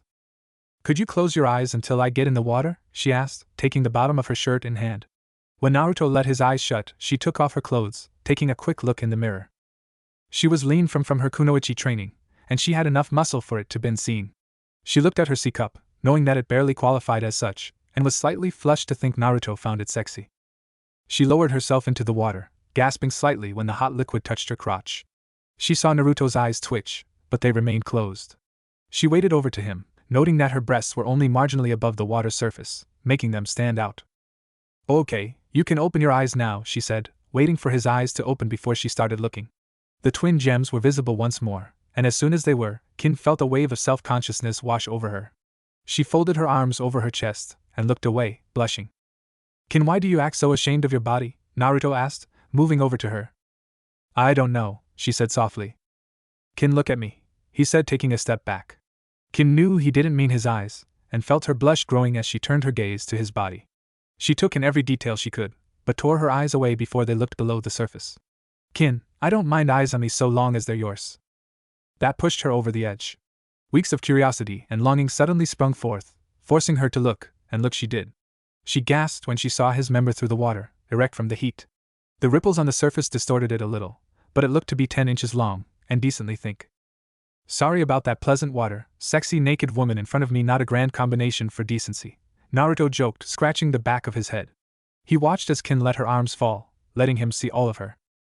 I don't see what you were so worried about, you're beautiful, Kin-chan, he said, resting his hand on her shoulder, giving a comforting squeeze. Really? She asked, looking into his eyes. He nodded, smiling softly. I know this is the point where a romantic embrace would be good, but considering the hard-on, he joked, eliciting a giggle from the smaller girl. It's alright, you can hug me later, she said. She reached over and grabbed a bottle of body wash from the small alcove that held it, and poured a little into her hands. Now, let's see about washing those wings. Naruto smiled as he sat down on the bench within the tub, extending his left wing to Kin. She steeled herself and pressed her hands to the leathery membrane, finding that it didn't give at all. After a few moments of simply moving her hands in circles, she put some pressure on her fingertips as she went, finding that she could actually feel his pulse through the membrane. When she was done, she rinsed off the suds and moved on to the next wing, seeing that Naruto was rinsing off his hair as she went by. The next wing was done soon enough, and while Kin had finished his wings, Naruto had washed his hair and the rest of his body as well as he could have. "Allow me to repay you," he said, playful tone back in place. Before Kin could ask what he meant, she found herself sitting sideways on the bench with Naruto behind her. "What are you?" she moaned out as Naruto's hands started kneading her shoulders. He had never given a back massage before, but from the sound of it, he was doing fine. He kept going until he had gotten her entire back, letting his hands drift away after that. "Even?" he asked, getting a nod. "It took a shower earlier, so my hair's clean and everything. Can we get out now?" she asked, starting to feel the water get cold. Naruto laughed and nodded, standing up and helping Kin out as well. As they dried off, Naruto paused for a moment, wondering if he should ask what he wanted to. "Nay, Kin-chan," he asked quietly, not sure of his words. "Yes, Naruto-kun," she replied, turning to face him, wrapped in her towel. "After dinner I'm going to sleep. Would you sleep with me tonight?" "I think I'll need the company," he asked, his tone sounding sullen. Kin walked over and put a hand on his shoulder, looking into his amethyst eyes. Had it been any other tone, she would have thought he meant sex, but this was. "Naruto-kun, are you alright?" she asked, suppressing the urge to kiss him. "Sarutobi Jijiji today," he said, having previously explained his attachment to the old Kage. Kin immediately felt bad for asking, but nodded. "I'll sleep with you tonight. Now go get dressed, stew's for dinner, and it should be done now," she said, leaning up and lightly kissing his cheek. A few minutes later saw them both in the kitchen, eating the delicious stew that Kin had made in silence. "Kin, do you plan to continue your ninja career?" Naruto asked, taking their bowls over to the sink and rinsing them out. The question actually caught the girl off guard, but she already had the answer. "No. In Oto, you were either a ninja or a lab experiment. Now that I'm here I just want to be a civilian," she said, stopping herself from adding the rest of her current plan. "Good, I wouldn't want to worry about you," he said sincerely. He set the 2 bowls in the dishwasher, before turning to her with a soft smile. He took a step towards her, but out of nowhere he zoned out, freezing in place. Kin almost jumped up to see what was wrong, but he suddenly came back to his senses. He blinked a few times before closing his eyes in concentration. A whooshing sound came from his back as his wings seemed to go inside of his back, leaving 2 small, tribal wing tattoos in their place. His eyes opened and he looked over his shoulder, finding the wings gone. "Sorry for the lack of warning. Blood just told me that sleeping with wings requires some practice. So he told me how to retract the wings. The tail stays though," he muttered, looking at his tail as it lazily dragged across the floor. "So ready to crash?" he asked, trying not to sound like an ass. "Yeah," Kin said, trying not to sound eager. The 2 walked upstairs together, finding themselves holding hands by the time they got to the top. They both blushed, but neither tried to break the contact. Kin's heart skipped a beat as he opened the door to his room, mainly upon seeing the bed. They were both in the clothing they intended to sleep in, so they simply walked over to the bed. Naruto let go of Kin and let her get in the massive bed first, walking over to the other side before getting in. They rolled to face each other, smiling at each other in the dark. Every now and then, they would move a little closer to the middle, until they could feel the other's breath. Naruto made a decision then and there, wrapping his arm around Kin, the chained one is under the pillows, and pulling her closer. "Kin-chan," he said, looking into her brown eyes. He could feel the heat from her blush. "And Naruto-kun?" she asked, heat skipping a beat as their faces drew closer. "I love you." Their lips met, and Kin felt a wave of warmth spread through her from the kiss. She wrapped her arms around Naruto and pressed into the kiss, trying to put all of her love for him into the action. Eventually some of her lust won out, and she let her tongue slid past her lips. Naruto seemed to stiffen for a moment before they let her tongue pass. She felt his tentatively slid into her mouth, exploring her mouth just as she explored his. He tasted of some sort of faint spice, but she loved it, intensifying the kiss. To him, she tasted faintly sweet, and upon her increased aggression, he returned the passion. They knew that going any further would be bad, given Naruto's fragile state at this point, and they separated, a thin trail of saliva connecting them for a moment. "I love you too, Naruto-kun," she said, burying her face into his chest. And there they lay, basking in the love of the other while falling into the best sleep they had ever known, resting in the arms of their lover. What if Naruto trained by Beast of Forest of Death? Thanks for watching my video till the end. If you enjoyed this content, then do consider subscribing to my channel, and leave a like if you guys need the next part, comment down, and thanks for watching the video, and see you guys in the next video.